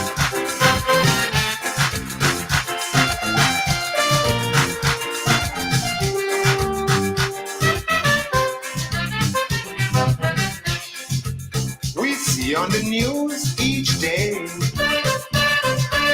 human lives are blown away. Mothers and fathers crying, burying their dead and dying. How many more, I hear them say? Death is the highest price. Death is the total sacrifice. Yep, brothers rather commit suicide than continue with apartheid. I just beg me, Father, each day. Tell me, Father, tell me, how many more must die? How many more? How many more must die? How many more? How many more must die for liberty? Well, how many more before you set South Africa free, Mr. Botha? How many more must die? How many more, Mr. Thatcher? How many more must die? How many more, Mr. Reagan? How many more must die for their dignity? Well, how many more before you set South Africa free?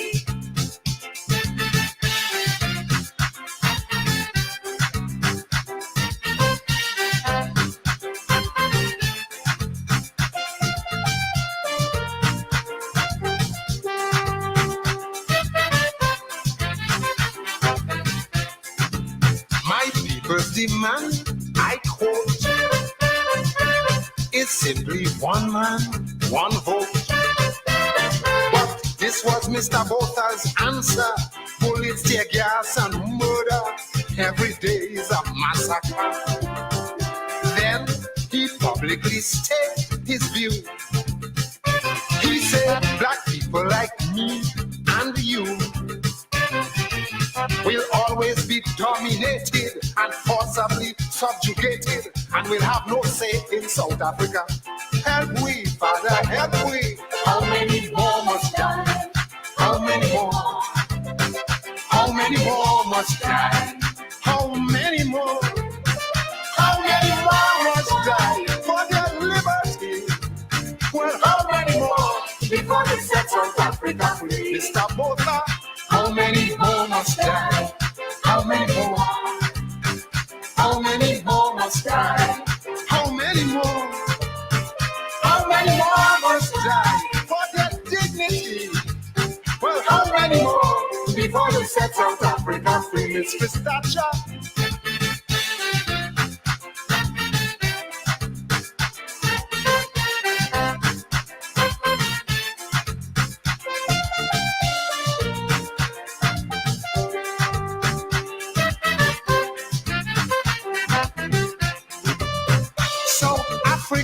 today is just a short fuse away from a total confrontation between the black and white man. We want with freedom, may people say. They have made it very plain. No more turning back again.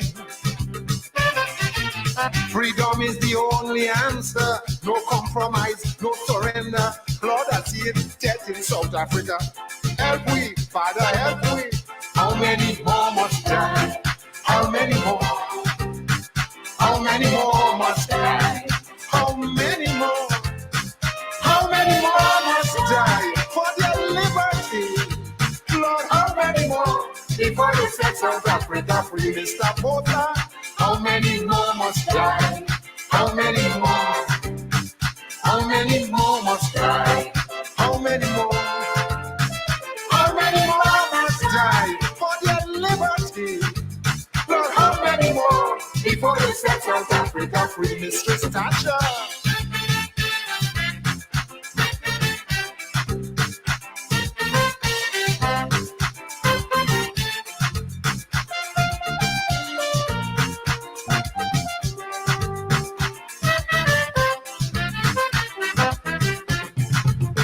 Western's hypocrisy now exposed for all to see.